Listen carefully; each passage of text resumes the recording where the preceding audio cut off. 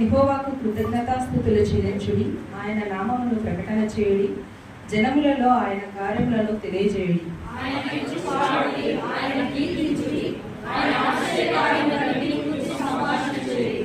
ఆయన పరిశుద్ధ నామమును బట్టి అతిశయించుడి, యెహోవాను వెదుకువారు హృదయమందు సంతోషించుదురు గదా.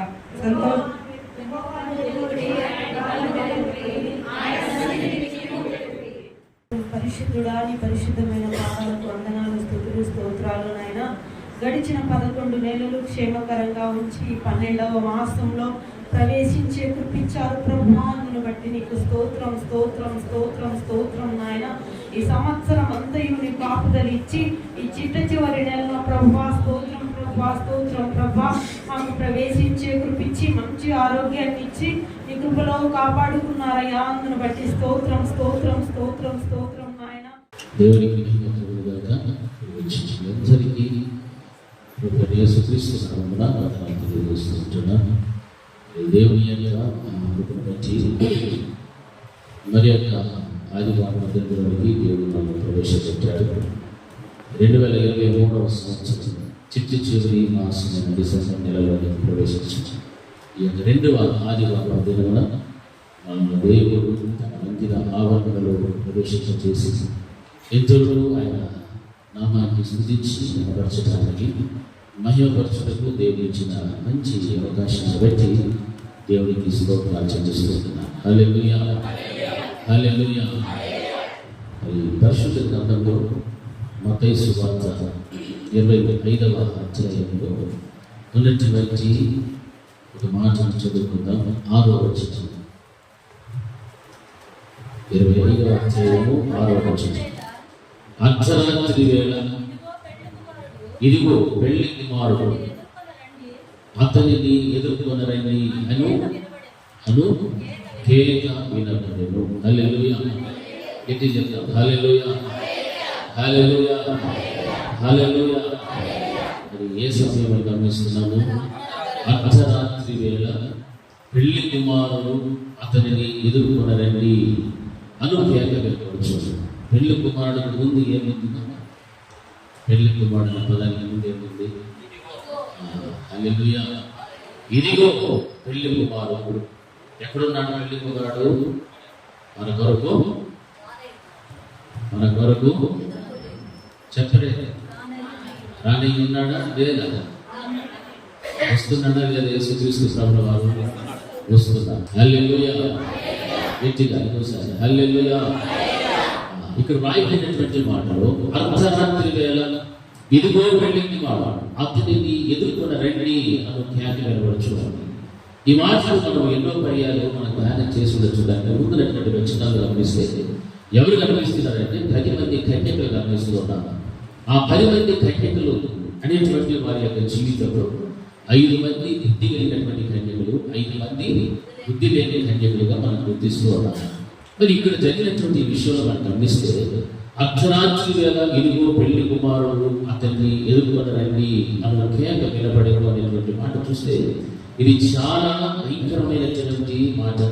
ఇది చాలా నిజంగా సిద్ధపడినటువంటి వారికి అయితే సంతోషాన్ని ఇస్తారా, సిద్ధపాటు లేనటువంటి వారికి అయితే దుఃఖాన్ని కలిగించేటువంటి మహారోదనతో కూడినటువంటి కేక. ఇదిగో పెళ్లి కుమారుడు అంటే వచ్చేసాడు. పెళ్లి కుమారుడు వచ్చాడు అంటే ఆయన ఏం చేసి అక్కడ చెప్తుంది, ఆ కేక ఏమనుకుంటుందంటే అతనిని ఎదుర్కొన్న రండి అనేటువంటి మాట కనిపిస్తుంది. హల్లెలూయా. ఎదుర్కోవడం అంటే ఏమిటి అర్థం తెలుసా? ఏమ్మా ఎదుర్కోవడం అంటే?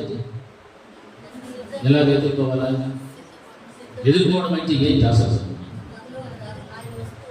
అవన్నీ ఎదుర్కోవడం అంటే ఎట్లా ఎదుర్కోవాలా? వేసి ఉండడము, సిద్ధంగా ఉండడము, ఇంకా ఫేస్ చేయడం. కొంచెం దగ్గరికి వచ్చిన ఫేస్ చేయడం కంటే తర్వాత వచ్చినప్పుడు ఏమని రెడీగా ఉంటేనే ఫేస్ చేస్తాను. ఆ ఫేస్ చేసేదానికి ముందు దాని తర్వాత పని చేయాలి. ఏం చేయాలి? ఎదుర్కోవడం అంటే అందరూ అనేది సర్దుపడాలి అది ఓకే. సిద్ధపాటు ఉంటేనే ఎదుర్కొంటాము. ఎదుర్కోవడం అంటే ఏంటి? ఇప్పుడు నేను వస్తూ ఉన్నప్పుడు నన్ను మీరు ఎదుర్కోవాలంటే ఏం చేయాలా? కలుసుకోవడం. హల్లెలూయా. కలుసుకోవడం అంటే ఏం? అది హల్లెలూయా. హల్లెలూయా. నేను 4 అడుగులు ముందుకేసి వస్తూ ఉన్నానంటే మీరు కూడా నా కొరకు ఏం చేయాలా? అది హల్లెలూయా. మీరు కూడా ఒక 10 అడుగులు వేస్తేనే మీరు ఏం చేసినట్టు? ఎదుర్కొన్నట్టు లెక్క. మీరు నన్ను ఎదుర్కోవడం అంటే మీరున్న స్థలంలోనే కూర్చొని ఎదుర్కోవడం కాదు, మీరున్న పాడంగా అక్కడ ఉన్నట్టుగానే ఎదుర్కోవడం కాదు. కానీ నేను మిమ్మల్ని ఎదుర్కోవడానికి వస్తున్నప్పుడు మీరు కూడా 10 అడుగులు వేసి నన్ను ఏం చేయాలా? ఎదుర్కోవడానికి మీ ప్రయాణం సాగించాలి. అప్పుడే మీరు నన్ను ఎదుర్కొన్నట్టు, నేను మిమ్మల్ని ఎదుర్కొన్నట్టు అర్థం. హల్లెలూయా. మరి యేసుక్రీస్తు ప్రభువు వారు మన కోసము ఆయన ఎన్ని అడుగులు వేశాడు? ఎన్నో అడుగులు వేసి వచ్చి వెళ్ళిపోయాడు. హల్లెలూయా. యేసుక్రీస్తు ప్రభువు వారు 2023 సంవత్సరములకు పూర్వమే ఆయన మన కొరకు తన మహోన్నతమైన స్థలమును విడిచిపెట్టి, పరిశుద్ధమైనటువంటి జీవితాన్ని విడిచిపెట్టి, మాంసయుక్తమైన దేహమును ధరించుకొని మన కొరకు ఈ భూమి మీదకి ఆయన దిగి వచ్చినటువంటి దేవుడు మన కోసం ప్రాణం పెట్టి తిరిగి పునరుద్ధారుడై ఆయన మరలా వెళ్ళి మనకు ఏం చేస్తున్నాడు? స్థలాన్ని కూడా సిద్ధం చేసేసాడు. హల్లెలూయా. అయితే మరలా ఆయన యేసుక్రీస్తు ప్రభువు వారు రావడానికి సిద్ధంగా ఉన్నాడు. ఆయన మీది ఆకాశమును దాచి మధ్యాకాశం రావడానికి అడుగులు వేస్తున్నాడు. అయితే ఆధ్యాత్మికమైన జీవితంలో జీవిస్తున్నటువంటి మనము ఆయన కొరకు ఏదైనా ఒక్క అడుగైనా వేస్తున్నామా లేదా?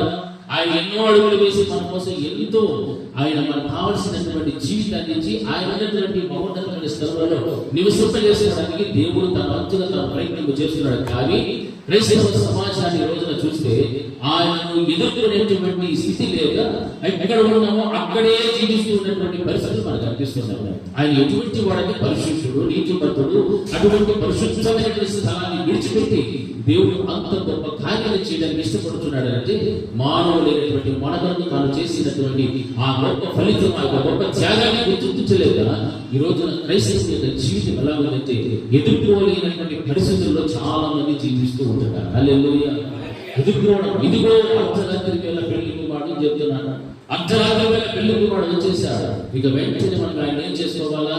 ఎదుర్కోవాలంటే మనం ఉన్న పట్ల లేచి ఆయన కొరకు ముందుకు అడుగులు వెయ్యాలి. హల్లెలూయా. ఇది కడవరి కాలము, చివరి కాలము, విచిత్రమైనటువంటి జీవితాలు మనం చూస్తున్నాం. ఎన్నో అపాయాలు, ఎన్నో ఇబ్బందులు, తెగుళ్ళు, అనేకమైనటువంటి కార్యాలు, యుద్ధములు, రాజ్యములు, కరువులు, ఇవన్నీ కూడా మనం చూస్తున్నాం. అయినా క్రైస్తవ జీవితంలో ఈ రోజున బైబిల్ లేకుండా ఎక్కడ ఉన్నామో అక్కడే కనుక ఉంటే ఆయనను ఎదుర్కొనేటువంటి పరిస్థితుల్లో మనం రాలేకపోతే ఒక రోజున విడువబడాల్సినటువంటి పరిస్థితులు ఎదురవుతాయి. హల్లెలూయా. జాగ్రత్తగా మనం ఉండాలి. ఈ చివరి దినాలలో ఏ కారణాలు పెట్టి నీవు ఉన్న చోట అలాగే ఉండిపోయావో, ఏ కారణాల చేత దేవుడిని ఎదుర్కోలేనటువంటి పరిస్థితులు నీవు ఉన్నావో గమనించు. నీవు ఎదుర్కొనేటువంటి స్థితి నీకు ఉన్నది అంటే ఇదిగో పెళ్లికి వాడనటువంటి స్వరం వినపడగానే ఆయనను ఎదుర్కోవడానికి నీ వంతుగా నీవు అడుగు ముందుకు వేయగలగాలి. హల్లెలూయా. హల్లెలూయా.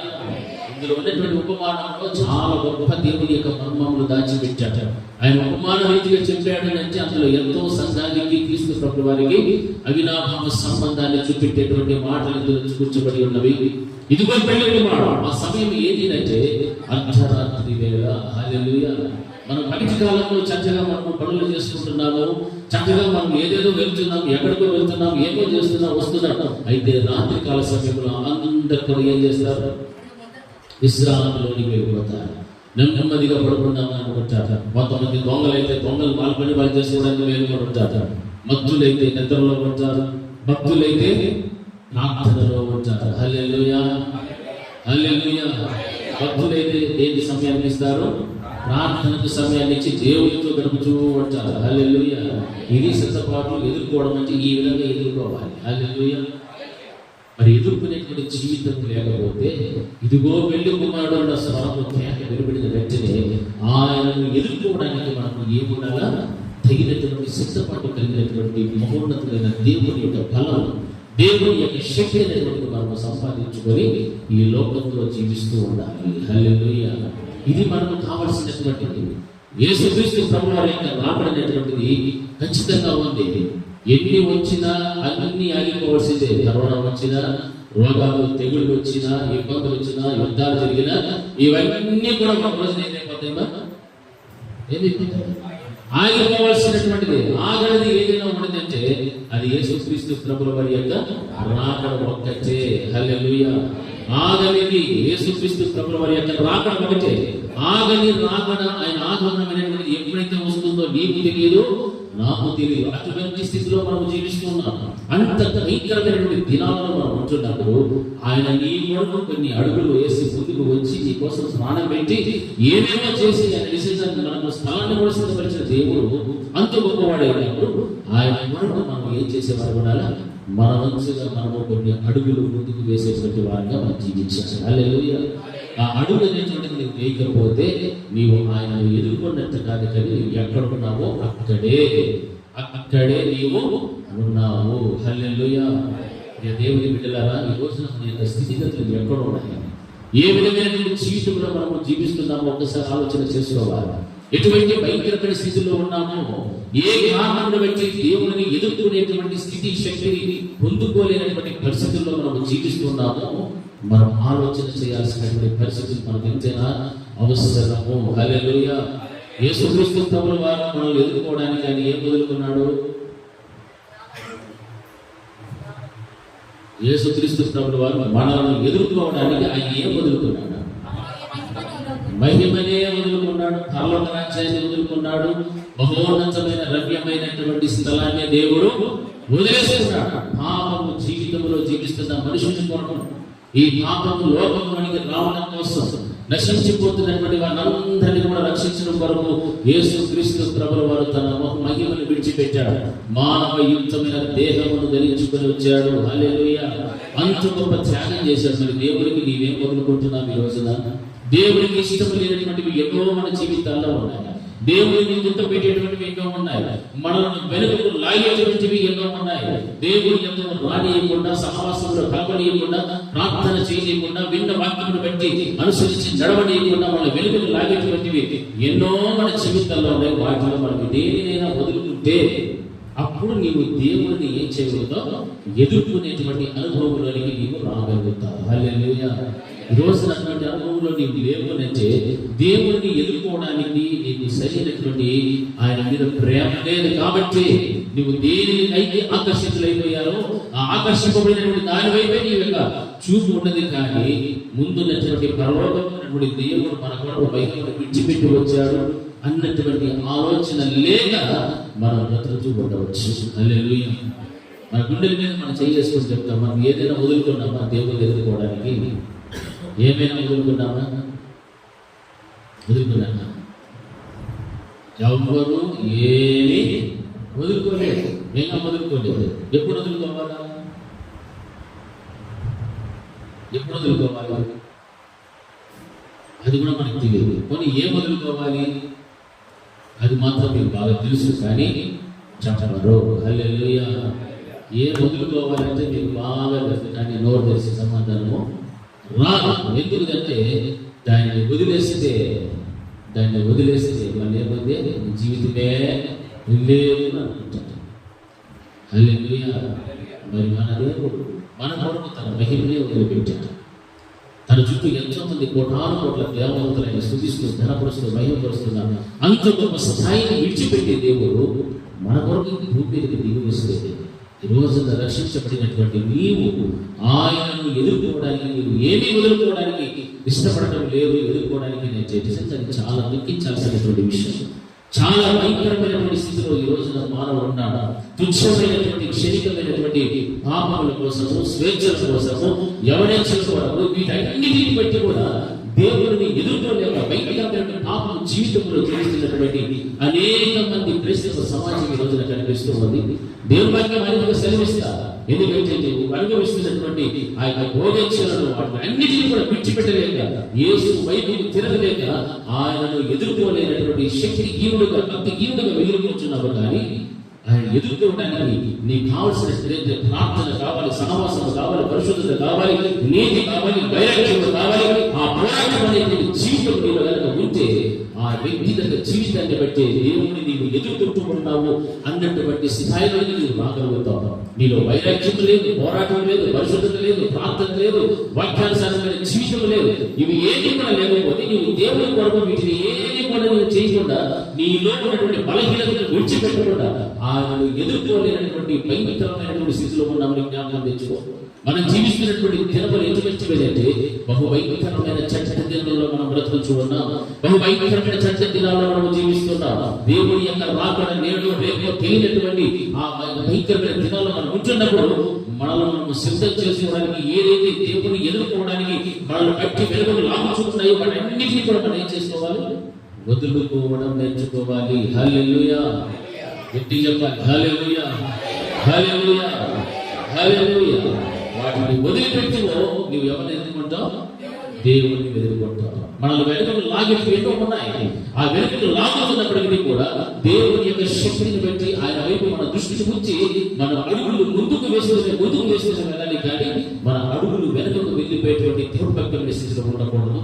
మనం ఎప్పుడు కూడా దేవుడి కొరకు ఒక అడుగు ముందుకు వేసేటువంటి వారిగా ఉండాలి. దేవుడి కొరకు జీవించాలి, దేవుడితో సహవాసము చేయాలి. ఆయన కోరుకున్నటువంటి పరిశుద్ధమైన జీవితంలో నడవటానికి దేనినైనా కూడా సరే వదిలిపెట్టుకోవడానికి సంసిద్ధంగా మనము ఉండడం తెలుసుకోవాలి. హల్లెలూయా. ఈ రోజున నీ కుటుంబం నీకు అడ్డు రావచ్చు, నీ ఆస్తి నీకు అడ్డు రావచ్చు, నీ దగ్గర ఉన్న బంగారం నీకు అడ్డు రావచ్చు, నీ ధనం అడ్డు రావచ్చు, నీకున్న రక్త సంబంధికులు అడ్డు రావచ్చు, నీకున్నటువంటి స్టేటస్ అడ్డు రావచ్చు, నీకున్నది ఏదైనప్పటికీ కూడా సరే నీకు అడ్డు రావచ్చు. కానీ వాటన్నిటిలో నుండి కూడా నీకు విడుదల కలిగించేది నీ దేవుడైనటువంటి యేసుక్రీస్తు ప్రభువు. వారిని నీవేం చేయగలుగుతావో? ఎదుర్కోగలుగుతావు. ఇదిగో పెళ్లి కుమారుడు అనే శబ్దం వినబడిన వెంటనే అతన్ని ఎదుర్కొన్న రండి అని పిలిచినప్పుడు అందరూ కూడా ఏం కావాలి? ఎదుర్కోవడానికి లేచి మన అడుగులు ముందుకు వేసి ఒక్కొక్కరిగా మనం ఆయనతో పాటు మేఘాల మీద మధ్యాకాశంలో అడిగి చేరుకోవాలి. హల్లెలూయా. గట్టి చెప్పాలి. హల్లెలూయా, హల్లెలూయా. అది దేవుని యొక్క సన్నిధానంలో వచ్చి వాక్యమును వింటూ నీవు నడవవలసినటువంటి మార్గము అదే అని నీవు గుర్తించినట్లయితే అటువంటి మార్గవంతమైన జీవితాన్ని నీవు కలిగి బ్రతికితేనే అప్పుడు దేవుని యొక్క కుమారుడుగా కుమార్తెగా పెళ్లి కుమారుడుగా కుమార్తెగా నీవు సిద్ధపరచుకొని ఇదిగో పెళ్లి కుమారుడిని వెంటనే ఆ స్వరము వినిన వెంటనే ఆయనను ఎదుర్కోవడానికి నిన్ను నీవు ఆయుధపరచుకోగలుగుతావు. హల్లెలూయా, హల్లెలూయా. మరి రోజున ఎన్నో కారణముల చేత, తిండి చేత, సుఖభోగముల వలన, మత్తు వలన, నిద్ర వలన ఈ రోజున దేవుని ఎదుర్కోవడానికి సమయం ఉన్నప్పటికీ కూడా ఎదుర్కోవడానికి మనుషులకి ఇష్టం లేదు. మనుషులు దేవునితో సహవాసం చేయడానికి మనసు అంగీకరించడం లేదు, శరీరం సహకరించడం లేదు, ప్రార్థన చేయడానికి మోకాళ్ళ వ్యక్తులు చేసేదే కానీ మనము దేవుని ఎదుర్కోవడానికి అలాగే మోకాళ్ళని దేవునికి ప్రార్థన చేసేటువంటి అనుభవంలోనికి రావాలి. హల్లెలూయా. దేవుని యొక్క సన్నిధానంలో ఒక గంట సేపు మనం కూర్చొని గడపడానికి కూడా ఎన్నో మాటలు మనకు వస్తాయి. అయ్యో ఇంత సమయం అయిపోయాలి, ఆకలేస్తుంది, ఇంటికి వెళ్ళిపోవాలి, వంట చేసుకోవాలి, ఎన్నో ఎన్నో పనికి రానిటువంటి ఆలోచనలన్నీ కూడా వస్తాయి. దేవుడు చెప్పినటువంటి మాట, నా మందిరంలో ఒక దినము గడుపుట 1000 దినముల కంటే శ్రేష్టమన్నాడు. కానీ ఒక గంట అరగంటని మాత్రం దేవుడు చెప్పలేదు. వచ్చి కూర్చున్నటువంటి ఆ 2 గంటల సేపు కూడా సెల్ ఫోన్లు అయితే చూసుకుంటూ బయటకు పోతూ లోపలికి వస్తూ ఇంత భయంకరమైన స్థితిలో జీవిస్తూ ఉన్నారు రోజున క్రైస్తవులు. ఇటువంటి దానిపై మనం దేవుడి మందిరానికి రావడం, దేవుడి మందిరంలో కూర్చునేటువంటి ఆ 2 గంటల సేపు అయినా సరే ప్రశాంతంగా మన దృష్టి అంతా కూడా దేవుని వైపు ఉంచి ఆ వాక్యాన్ని బ్రతకడానికి మనం ప్రయాసపడాలి. కానీ ఆ ఉన్న 1 గంట 2 గంటలు కూడా ఆలస్యంగా రావడము, త్వరగా వెళ్ళిపోవడం, కొంత పరుగులు తీసుకొని వెళ్ళిపోతున్నాం. ఏం కారణం అంటే దేవుడిని ఎదుర్కొనేటువంటి శక్తి లేనటువంటి వారు, భక్తి లేనటువంటి వారు, భక్తిహీనతలో జీవిస్తున్నటువంటి వారు, వారి యొక్క స్వచిత్తానుసారంగా నడవడానికి ఇష్టపడేటువంటి క్రైస్తవ సమాజంలో మనం చెప్పుకోవచ్చు. నిజముగా నీవు దేవుని యందు భయం కలిగి భక్తి కలిగి జీవిస్తే ఆ భయభక్తులు కలిగినటువంటి జీవితమే నిన్ను ఒక రోజున ఎక్కడ తీసుకుని వెళ్తాయి? పరలోక రాజ్యం వరకు తీసుకుని వెళ్ళడానికి త్వరలో రానైనటువంటి ఆ యొక్క యేసుక్రీస్తు ప్రభువు వారిని ఎదుర్కోవడానికి నీకు దేవుడు ఏమిస్తాడు? శక్తిని అనుగ్రహించగలుగుతాడు. హల్లెలూయా, హల్లెలూయా, హల్లెలూయా. ఆ విధమైనటువంటి భక్తి కలిగిన జీవితం రావాలి. పెళ్లి కుమారుడు ఇదిగో వచ్చేసాడు వెంటనే మనమందరం కూడా ఎదుర్కోవడానికి సిద్ధంగా మనం ఉండాలి. లేచి నడవాలి. ఆయన మన కొరకు ఎన్నో అడుగులు వేసి వచ్చినప్పుడు మనం ఒక అడుగు కూడా ముందుకు వేయలేదు అంటే నిజంగా మనం చాలా దౌర్భాగ్యులమని చెప్పుకోవచ్చు. ప్రార్థన జీవితంలో ఒక వ్యక్తి పైకి ఎక్కాలి, సమర్పణ జీవితంలో ఒక వ్యక్తి పైకి ఎక్కాలి, విశ్వాసంలో ఒక వ్యక్తి పైకి ఎక్కాలి, ఉపవాసంలో ఒక వ్యక్తి పైకి ఎక్కాలి. ఉపవాసంతో ప్రార్థన చేస్తున్నాం, ఉపవాసమే మన పనులు మనమే. పేరు మాత్రము ఆకలి చెప్పుకుంటాం, ఒక పూట అన్నం మానేస్తాం తప్ప మిగిలిన పనులన్నీ కూడా చేసుకుంటూనే ఉంటాం. ఉద్యోగానికి పోతాం, ఆడికి పోతాం, వారితో మాట్లాడతాం, నవ్వుకుంటాం, కూర్చుంటాము, ఏడుస్తాం, అన్ని చేస్తాం. ఏమైనా ప్రయోజనం ఉందా? ఉపవాసం అన్న పేరు మాత్రం ఉంది కానీ ఉపవాసం ఎలాగైతే బ్రతకాలో అలాగే చెయ్యాలో కూడా మనకు తెలియనటువంటి పరిస్థితులు కనుక ఉంటే క్రైస్తవ సమాజం ఈరోజు ఎక్కడికి వెళ్ళిపోతుందో ఒకసారి ఆలోచించండి.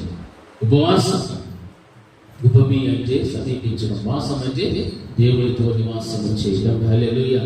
ఆ దేవుడితో నివాసం చేయడానికి నీవు ఒక అడుగు ముందుకు వేసావు, కానీ ఈ బ్రతుకులో మాత్రం మార్పు కనపడ. ఉపవాసం చేస్తున్నావు, ఆహారాన్ని మారుకుంటున్నావు, కానీ నీ అనుదిన చర్యలన్నింటినీ కూడా మారకుండా వాటిని అలాగే కొనసాగిస్తూ నీ యొక్క ఉపవాసాన్ని చేస్తున్నావు. కానీ దానివల్ల ప్రయోజనకరము లేనటువంటి భక్తి నీవు చేస్తే ఏ విధమైన ఆశీర్వాదము నీవు అడుగు దానిని కూడా నీవు పొందుకునేటువంటి పరిస్థితుల్లో ఉండవు. హల్లెలూయా. ఎట్టి చెప్తాం, హల్లెలూయా, హల్లెలూయా. మరి ఏం వదులుకోవాలనుకుంటున్నావు? దేవుడు వచ్చాడన్న వెంటనే, ఆయన స్వరాన్ని విన్న వెంటనే ఇదిగో పెళ్లి కుమారుడు, ఆయన ఎవరు కూడా రండి అన్నప్పుడు మనం ఏం వదిలేసేవని ఎదుర్కోవాలి? మనకున్న బంధాలనా, లేకపోతే మనకున్న కుటుంబాన్న, భర్తన, భార్యన, బిడ్డలన, నీ ఆస్తిన, నీ ధనాన్న, నీ బంగారాన్న, ఏది అడ్డుగా నిన్ను దేవుని ఎందుకు నడిపించకుండా ఆయన ఎదుర్పడకుండా చేస్తున్నదో దాని అంతటిని మనం ఏం చేసుకోవాలి? విడిచిపెట్టే. హల్లెలూయా. దాన్ని వదిలితేనే, దాని నుండి నీకు ముక్తి విడుదల కలిగితేనే అప్పుడు నీ దేవుడిని ఏం చేస్తావు? ఎదుర్కోగలుగుతావు. ఆ శక్తిని ఎదుర్కొంటావు. ఎదుర్కొనేటువంటి శక్తి లేక నిన్ను ఏదైతే వెనుకకు లాగుతుండదో దాని మీద నీ అడుగులు ముందుకు వేస్తూ వచ్చే ఇక దేవుని వైపు వెళ్ళడానికైనాను, దేవుని ఎదుర్కోవడానికైనాను, కనీసం ఆయన చూడటానికి కూడా నీకు ఏముండదో అర్హత, యోగ్యత ఏమాత్రం కూడా ఉండదు. హల్లెలూయా. ఆ రోజు బుద్ధి లేని కంటికులతో వాళ్ళతో కూడా ఏమున్నాయి? దివిటీలు ఉన్నాయి.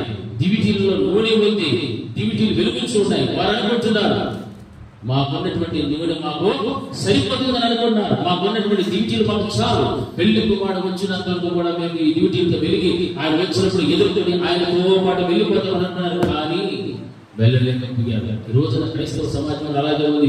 మాకున్న భక్తి మాకు చాలు, మాకున్న సమర్పణ చాలు, మాకున్న విశ్వాసం మాకు చాలు, మాకున్న అభిషేకం చాలు, మాకున్నటువంటి అది చాలు, ఇది చాలు, క్రీస్తుతో పాటు ఎత్తడానికి మాకున్నటువంటి ఈ స్థాయి చాలు మాకు అనుకుంటున్నారు. కానీ చర్చ వరకు కూడా మనలో ఉన్నటువంటి విశ్వాసం కానీ, సమర్పణ కానీ, అభిషేకం కానీ ఏదైనప్పటికీ కూడా ఆత్మీయ జీవితంలో దినం తర్వాత దినం మనం అభివృద్ధి అడిగి వెళ్ళాలి. కానీ దిగజారిపోయిన స్థితిలో కానీ ఎక్కడ ఉన్నామో ఆ స్థాయిలో ఆగిపోవడం మాత్రం జరగకూడదు. హల్లెలూయా. ఇదిగో వీళ్ళకి వాడు అన్నప్పుడు ఈ గుర్తించినటువంటి కన్యకల చేతుల్లో, జీవితంలో ఏమైపోయాలి? నూనె అయిపోయాలి. అంటే సిద్ధపాటు లేదు. బ్రతుకులో మనం మాకున్న భక్తి మాకు చాలులే, మాకున్నటువంటి నూనె మాకు చాలు అనుకుంటున్నారు. అది చనిపోదు. దేవుని రాకడ పర్యంతం వరకు కూడా మన భక్తిని కాపాడుకోవడానికి మనకి ఏమి కావాలి? శక్తి కావాలి, ఆత్మీయత బలం కావాలి, అభిషేకం కావాలి. ఆత్మీయ జీవితంలో దినం తర్వాత ఎదుగుతూనే ఉండాలి. కానీ ఉంచి పడిపోకూడదు, బలహీన పడకూడదు. అది వాక్యం ద్వారా మనం తెలుసుకోవాల్సింది. ఈ రోజున అటువంటి స్థాయిలోకి వెళ్ళటానికి, అటువంటి భాగ్యవంతమైన జీవితం సంపాదించుకోవడానికి నీవుగా, నీ కుటుంబముగా నీవు ఏమి వదులుకుంటున్నావు నీ దేవుని కొరకు? దేవుడిని ఎదుర్కోవడానికి ఏ వదులుకొని నీవు అడుగులు వేస్తున్నావు? అందుకు ఎంత వాక్యం విన్నా, ఎంతమంది బోధకుల చేత నీవు బోధింపబడుచుకున్నా బ్రతుకులో మార్పు లేక నామకార్థక పరిస్థితి జీవితం జీవిస్తుంటే యేసుక్రీస్తు ప్రభువుల వారు అర్ధరాత్రి వేళ వచ్చినప్పుడు ఆయనను ఎదుర్కోవడానికి నీకు ఏముండదు? శక్తి లేదు, అర్హత లేదు. అటువంటి స్థితి సంపాదించుకోవడం కోసం ఆ మందిరానికి రావడం మనం ఎందుకు రావాలి? దేవుని యొక్క మందిరానికి అయితే ఆయన మరలా రానయ్యున్నాడు. ఆయన వచ్చినప్పుడు మనందరం కూడా ఆయనతో పాటు ఎత్తబడటం కోసం. హల్లెలూయా. గట్టిగా హల్లెలూయా, హల్లెలూయా. ఆయనతో పాటు ఎత్తబడటం కోసం మన మందిరానికి వస్తున్నాయి. కానీ ఊరికే మన మీద ఫ్యాషన్ షోకి వచ్చినట్టు, మనకి ఇష్టం వచ్చినట్టు వచ్చి వెళ్ళిపోవడానికి అయితే మాత్రము కాదు. హల్లెలూయా. మనం ఈరోజు వచ్చామంటే నిన్ను నీవు పెళ్లి కుమార్తెగా సిద్ధపరచుకొని దేవుని నేను చూసినప్పుడు ఇష్టపడేటువంటి గుణాలు, లక్షణాలు, ఆయన పోలికలకు నీవు మార్చబడేటువంటి ఆ స్థాయిని సంపాదించడం కోసమే నువ్వు దేవుని మందిరాన్ని వస్తున్నావు. కానీ ఆదివారం మందిరానికి వెళ్ళకపోతే బాగుండదేమో అన్నటువంటి ఉద్దేశంతో మాత్రమో రావద్దు. రావద్దు, అవసరం లేదు.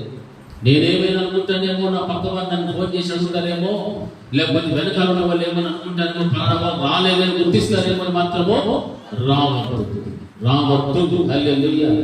నీ వచ్చేబట్టి నీ భక్తిని కాపాడుకోవడం కోసం, నీ విశ్వాస జీవితం బలపరచుకోవడం కోసం నీవు రా. ఎవడు వస్తే ఎవరి రక్షణ వాడికి. హల్లెలూయా. ఎవరు రాకపోతే వారికి ఉన్న రక్షణ వాడు పోగొట్టుకుంటూనే ఉంటాడు. దేవుడితో సహవాసం చేయడానికి ఇష్టపడాలి, కానీ దేవుడితో సహవాసం చేయడానికి దూరస్తులుగా బ్రతకడం మాత్రము చేయకూడదు. దేవుడికి నువ్వు ఎంత దగ్గరగా ఉంటే అంత దేవుని యొక్క పరలోక రాజ్యానికి కూడా నీవు దగ్గరగా ఉన్నావు. జ్ఞాపకం పెట్టు. హల్లెలూయా. ఈ రోజున దేవుడు అవకాశం ఇస్తున్నాడు, సమయం ఇస్తున్నాడు, ఆరోగ్యం ఇచ్చాడు, అన్ని ఇచ్చాడు. అన్ని ఉన్నా దేవుని మందిరానికి రావడానికి ఎందుకు నిరాకరిస్తున్నావు? ఎందుకు నిర్లక్ష్యం చూపెడుతున్నావు? వదులుకోలేకపోతున్నావు. దేనిని వదులుకోలేకపోతున్నావు తెలుసా? దేవుని యొక్క మందిరములకు రానియకుండా నేను ఆటంకపరిచేటువంటి ఎన్నో ఉన్నాయి ఇంటిలో. వాటిని విడిచిపెట్టగా, వదులుకోలేక దేవుని ఎదుర్కొనేటువంటి శక్తిని పోగొట్టుకుంటూ అక్కడే ఆగిపోయావు. హల్లెలూయా.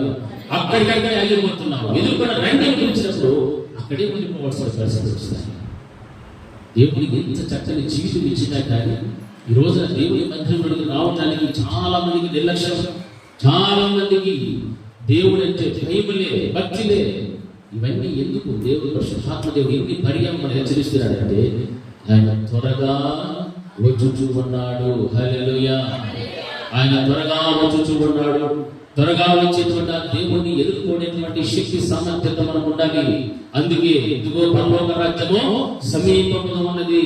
అందరూ కూడా ఏం పొందాలని చెప్తున్నాడు? మారు మనసు పొందుడి. హల్లెలూయా. ఇదిగో పరలోక రాజ్యం సమీపించుతున్నది, మారు మనసు పొందుడి. ఎందుకు మారు మనసు పొందాలంటే మారని బ్రతుకులంతా కూడా మారిపోవాలి.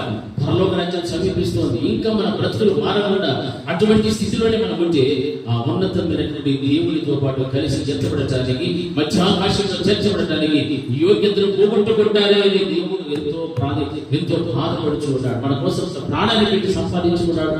సంపాదించినటువంటి సంఘము ఈ రోజున విడవబడేటువంటి స్థితిలో కనుక ఉంటే దేవుడు నిజంగానే దుఃఖపడతాడు. హల్లెలూయా. మనము సొంత బిడ్డలు కన్నటువంటి మనమే మన బిడ్డలు మన మాట వినకపోతే మనము ఎంత దుఃఖపడతాము, ఎంత వేదన చెందుతాము, ఎంత కన్నీరు కలుస్తాము. ఈ రోజున అటువంటి స్థాయిలోనే దేవుడు కూడా మనం చూస్తూ ఉన్నాడు. నేను సంపాదించినటువంటి నా బిడ్డలు, నా కుమారుడు, నా కుమార్తె సంఘం ఈ రోజు నన్ను అనుసరించి నడవటం లేదు, నా మాట వినటం లేదు, నా ప్రేమను రుచి చూచి కూడా నాకు దూరస్థులుగా బ్రతుకుతున్నారు, సాతాను కాడిగా బ్రతుకుతున్నారని దేవుడు చూచి దుఃఖపడుతూ ఉన్నాను. ఎందుకంటే మనలో కన్యకి ప్రార్థన లేదు, సరైనటువంటి ఆధ్యాత్మికమైన జీవిత అనుభవాలు మనలో లేవు, దేవుడితో సహవాసం చేసేటువంటి ఆ యొక్క స్ఫూర్తి సమర్పణ కలిగిన జీవితం లేదు. కాబట్టి ఈ రోజున మనల్ని బట్టి దేవుడు ఏమవుతున్నాడంటే దుఃఖాన్ని అనుభవిస్తూ ఉన్నాడు. హల్లెలూయా. హల్లెలూయా. మరి దేవుని మధ్యలోకి వస్తూ వెళ్తూ దేవుడితో సహవాసము చేయలేక, దేవుడితో మనం చేసుకున్న సమర్పణ జీవితంలో నెరవేర్చలేక, దేవుడికి ఇష్టమైనటువంటి జీవితాన్ని జీవించలేక, ఒక రోషము కలిగిన ప్రచురణలో లేక, అభిషేకం పొందినటువంటి ఆ జీవితంలో లేక, పరిశుద్ధాత్మను సంపాదించుకునేటువంటి దౌర్భాగ్యమైనటువంటి పరిస్థితుల్లో మనం జీవిస్తూ ఉంటే దానివల్ల ఏమీ ప్రయోజనము లేదు. హల్లెలూయా. గట్టిగా హల్లెలూయా. ఎంతమంది రోజు దేవుడికి ప్రార్థన చేస్తున్నారు? ప్రతిరోజు దేవుడికి ఎంతమంది ప్రార్థన చేస్తున్నారు? ప్రతిరోజు దేవునితో సహవాసం, ప్రార్థన. మిగిలిన ప్రార్థన చేయడానికి సమయం లేదా? ప్రార్థించడం రాదా? ప్రార్థన అంటే దేవునితో మాట్లాడతాం. మనుషులతో లబలబలబా ఇంత పెద్ద నోరేసుకొని మాట్లాడతాం. మరి దేవుడితో మాట్లాడడానికి ఏమనుకుంటున్నాం? మాట్లాడాలా కదా? మాట్లాడకపోతే ఏమవుతాం? మనము దేవునికి శత్రువులు. హల్లెలూయా. దేవునికి శత్రువు. నువ్వు ఎంతగా దేవుడితో మాట్లాడతావో అంతగా నీ దేవుడిని ఏమైపోతుంటావు? దగ్గర అవుతూ ఆయన స్నేహితులుగా మిగిలిపోతావు. హల్లెలూయా. హల్లెలూయా. నువ్వు మాట్లాడలేదు అంటే ఆయన నువ్వు శత్రువుగా మిగిలిపోతావు. జాగ్రత్త. ఏదో మన మందిరానికి ఈరోజు బాబాలో వచ్చినాము, 10 రూపాయలు డబ్బాలు వేసినాము, పోయినాము. అది కానే కాదు క్రైస్తవ జీవితం. క్రైస్తవ జీవితం అంటే మనం అన్ని చులలలో నుండి ప్రత్యేకించినటువంటి వారుగా కనపడాలి.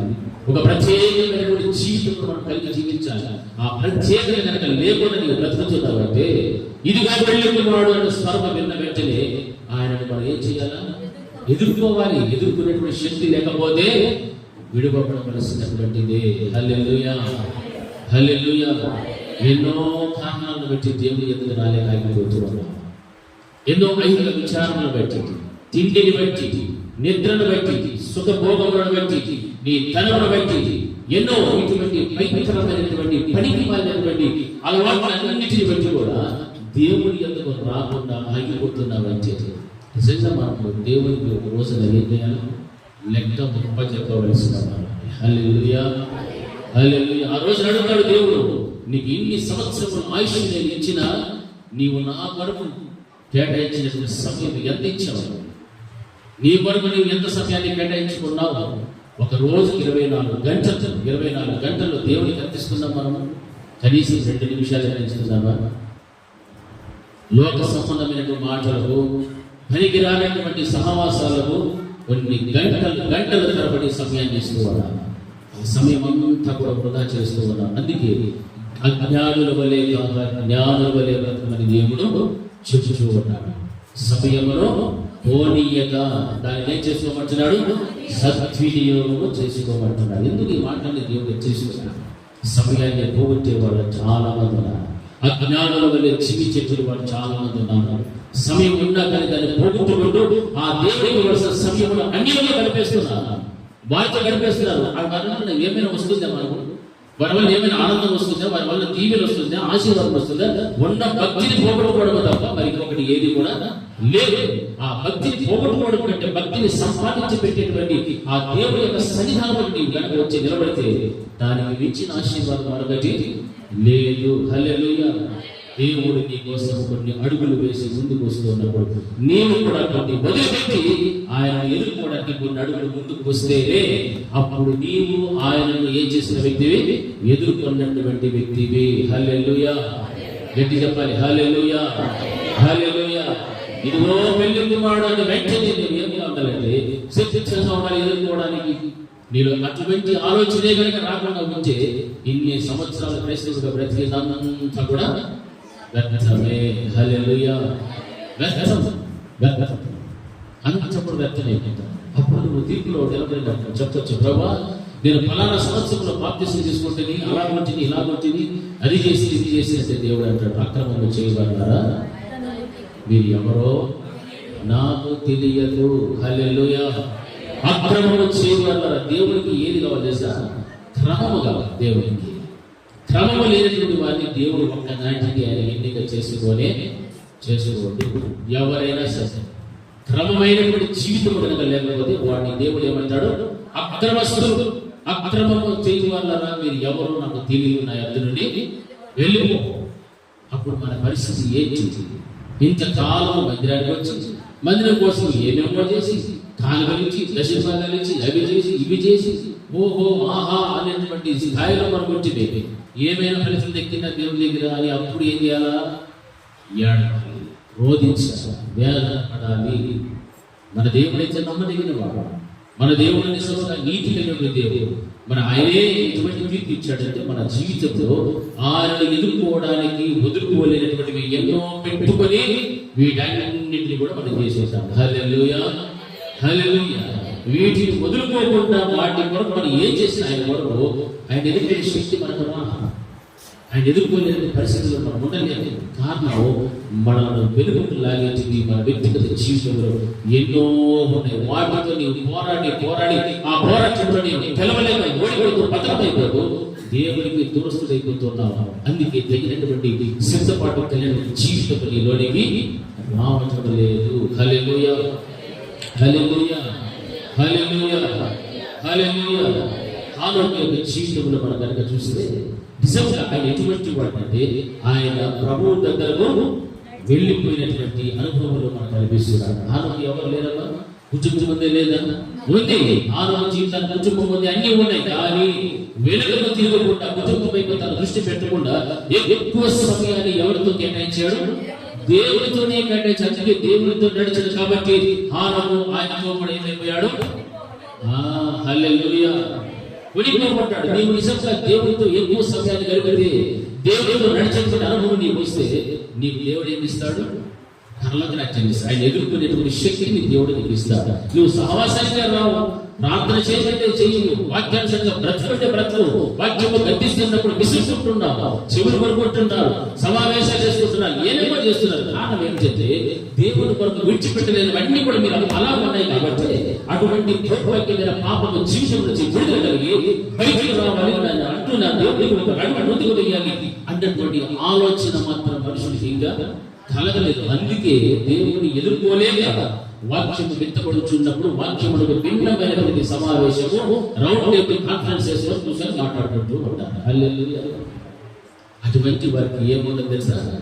భయం లేదు, భయం లేదు. దేవుని మాటల మీద ఏం లేదు, భయం లేదు. దేవుడు ఏది మాట్లాడినా, దేవుడు ఏ మాట మాట్లాడినా తన దాసుల ద్వారా అవన్నీ కూడా మనం సరిచేయడం కొరకే మనం జ్ఞాపకం పెట్టుకోవాలి.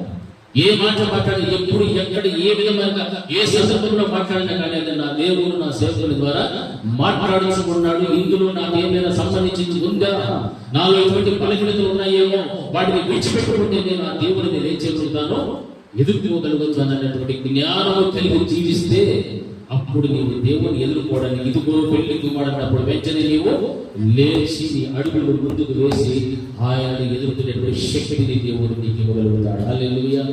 హానోకు లాంటి అనుభవం నీకు రావాలి.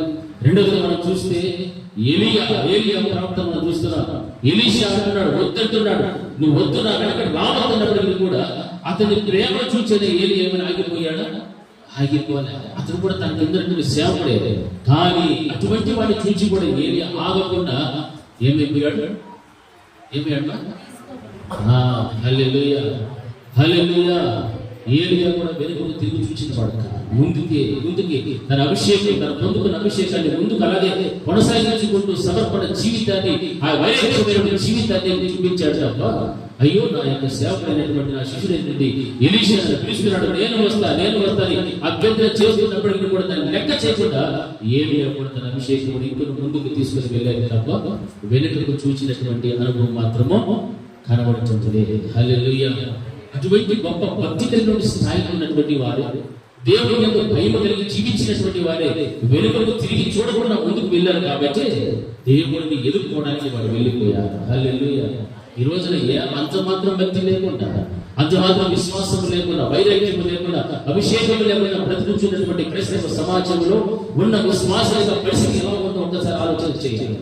మనం ఎదుర్కోవడానికి దేవుడు ఎప్పుడో అడుగులు ముందుకు వేసొచ్చాడు. ఈ రోజున నీవు ఏమి వదులుకొని నీవు అడుగు ముందుకు వేస్తూ ఆయన ఎదుర్కొంటున్నావు.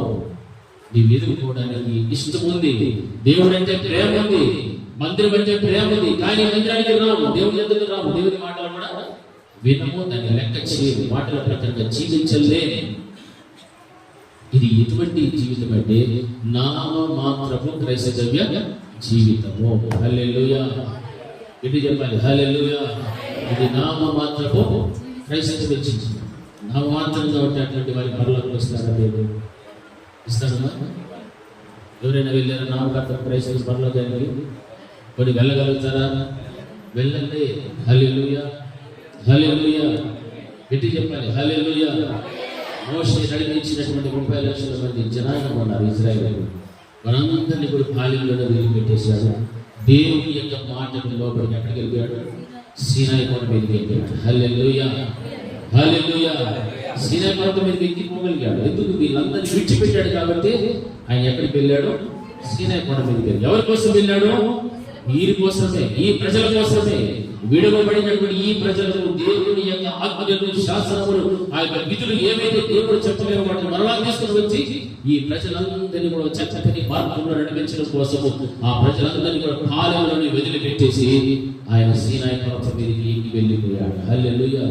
అక్కడ ఎవరున్నారు? దేవుడు ఉన్నాడు. తండ్రి నుండి యెహోవా దేవుడు ఎదుర్కోవడానికి ఆయన అక్కడ నుండి కింద నుండి పైకి వెళ్ళాడు. కొండ అనుభవంలోనికి వెళ్ళిపోయాడు. అయ్యో ఇశ్రాయేలు ప్రజలు 30 లక్షల మంది ఉన్నారే, ఆ రోజున దేవుడు నాకు వద్దు ప్రభా నా వల్ల కాదంటే కూడా నేను నీ నోటికి నోరుగా ఉందని చెప్పి, నేను నీకు తోడుగా ఉంటానని చెప్పి వీళ్ళందరినీ నాకు అంటగట్టి పెట్టాడు. ఈ ప్రజలందరినీ విడిచిపెట్టేసి మరలా నన్ను ఒకటే రమ్మంటున్నాడే అని ఏమైనా అనుకున్నాడా? అనుకోలేదు. ఎందుకు? దేవుని ఎదుర్కోవడానికి ఆయన మాటలకు ఏమవుతున్నాడు? లోబడ్డాడు. హల్లెలూయా. ఎట్టి చెప్పాలి? హల్లెలూయా, హల్లెలూయా. దేవుని ఎదుర్కొనేటువంటి అనుభవానికి వస్తే అప్పుడు ఉన్నతమైనటువంటి స్థలంలో దేవుని ఆ స్థాయిలో ఏం చేస్తాడు? స్థిరపరచగలుగుతాడు. అనేక మందికి ప్రయోజనకరంగా, ఉపయోగకరంగా, దీవెనకరంగా దేవుడు నేను ఉంచేటువంటి దేవుడు. హల్లెలూయా. మరి యేసుక్రీస్తు ప్రభు వారి జీవితంలో కూడా మనం చూస్తే ఆయన 2023 సంవత్సరం పూర్వం వచ్చి ప్రాణాన్ని పెట్టి తిరిగి పునరుద్ధరణే 3వ దేవుడు. అందరూ చూస్తూ ఉండగా, శిష్యులు ఉన్నారు, ప్రజలందరూ చూస్తుండగా ఆయన ఏమైపోయాడు? కొండ మీదకి ఎక్కి అక్కడ నుండి ఏమయ్యాడు? ఆరోహణమై వెళ్ళిపోయాను. హల్లెలూయా. అయ్యో నేను వీరి కోసం ప్రాణం పెడితేనే మళ్ళా వీళ్ళు విడిచిపెట్టి ఎట్లా వెళ్ళిపోయేది ఏమైనా చెప్పుకున్నాడా? ఏమైనా ఆలోచన వచ్చిందా? యేసయ్యకు నోరు సమాధానం చెప్పాలి. వచ్చిందటువంటి ఆలోచన ఇప్పుడు ఎవరు నోరు తేడా వచ్చిందా? రాలా. ఎందుకు రాలేదు తెలుసా? మనల్ని సంపాదించాడు. మరొకరు దేవుడు మనల్ని ఏం పెట్టాడు? ఏం పంపించాడు? ఆదరణకర్తైన పరిశుద్ధాత్మ దేవుడు మన కొరకు పెట్టి ఆయన మనకంటే ముందుగా వెళ్తున్నాడు. ఎందుకు వెళ్తున్నాడు తెలుసా? మనందరి కొరకు కూడా స్థలాన్ని సిద్ధము చేయడానికి వెళ్తున్నాడు. యేసుక్రీస్తు ప్రభువు ఒక నిమిషం కూడా ఖాళీగానే లేడు. మనమైతే ఒక నిమిషం దేవుడితో మిగతా సమయం అంతా కూడా ఖాళీ. హల్లెలూయా. ఇప్పటికీ కూడా దేవుడు మన తండ్రి గుడి భాషలో కూర్చొని ఏం చేస్తాడు తెలుసా? విజ్ఞాపన చేస్తూ ఉన్నాడు. హల్లెలూయా. గట్టిగా హల్లెలూయా. మన కొరకు విజ్ఞాపన చేస్తున్నాడు. ఆయన ఎదుర్కోవడానికి ప్రభువా నేను సంపాదించి వచ్చిన సంఘం అంతా కూడా ఒక సిద్ధపాటు జీవితంలో వారు ఉండాలి. ఆ సిద్ధపాటే కనుక లేకపోతే వారందరూ కూడా సాతానుతో పాటు ఒక రోజు నరికించే నరకాగ్నిలోనికి వెళ్ళిపోవలసిన పరిస్థితులు ఉన్నాయి. కాబట్టి వాడి చేతిలో నుండి, వాడి బంధకముల నుండి నా ప్రజలందరినీ కూడా నేనేం చేయాలి? రక్షించు, కాపాడు అనేటువంటి విషయాన్ని గుర్తు చేస్తూ పరలోకములో దేవుడి యొక్క భాషలో కూర్చొని తండ్రికి విజ్ఞాపన చేస్తూ ఉన్నాడు. హల్లెలూయా. చూసారా యేసుక్రీస్తు ప్రభువు వారిలో ఎంత గొప్ప త్యాగం, ఎంత ప్రేమ ఆయన కనపరుస్తున్నాడంటే నిజంగా మనమందరం కూడా ఎంతో కలిగించదగినటువంటి విషయం. ఈరోజు యేసుక్రీస్తు ప్రభువు అనుకోవచ్చు, అయ్యో శిష్యులందరూ కూడా కిందనే ఉన్నారే, నా ప్రజలందరూ కూడా ఉన్నారు, వాళ్ళు విడిచిపెట్టేశారు. అంతే, పరలోకానికి వెళ్ళిపోయాడు, తండ్రిని ఎదుర్కోవడానికి వెళ్ళిపోయాడు. హల్లెలూయా. ఎందుకంటే తనకు అప్పగించిన పనిని సంపూర్ణముగా చేసి ఆయన మరలా ఎక్కడి నుండి వచ్చాడో ఆ స్థలానికి వెళుతూ ఉన్నాడు. హల్లెలూయా. గట్టిగా హల్లెలూయా, హల్లెలూయా. మరి ఈ రోజున ఏది నీ ఆ వైరాగ్యం జీవితంలో, నీ ప్రార్థన జీవితంలో ఉన్న వైరాగ్యం ఎక్కడికి వెళ్ళిపోయాలి? నీవు రోజున కన్నీరు కాచి ప్రార్థించావు, ఆ కన్నీటి ప్రార్థనని ఎక్కడికి వెళ్ళిపోయాలి? నీ సమర్పణ జీవితం ఎక్కడికి వెళ్ళిపోయాలి? దేవుని మందిరంలో పచ్చని వెలుగు వచ్చేటప్పుడు నాటబడతానని చెప్పిన నీ మాటలు, నీ వాగ్దానాలన్నీ కూడా ఎక్కడికి వెళ్ళిపోయాలి?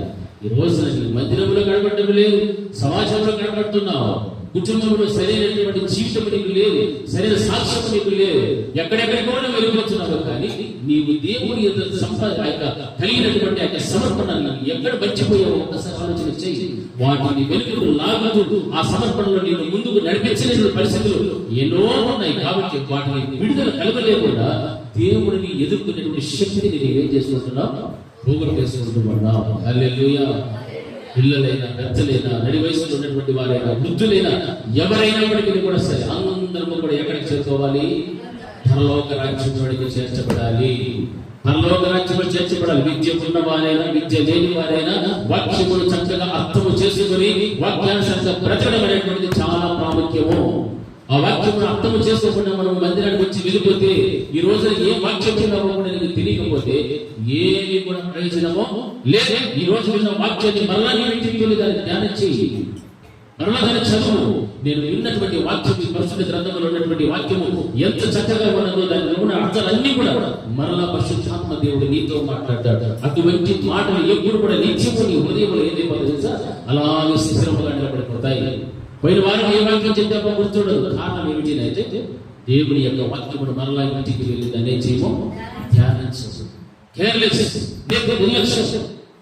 ఏదో చెప్పారు, ఏదో పోయాము లేకపోతే ఎన్నో కొన్ని వందల సార్లు అడుగుతారు. పోయిన వారు ఏ వాక్యం చెప్పారు, ఒక్కరు కూడా సమాధానం చెప్పలేదు.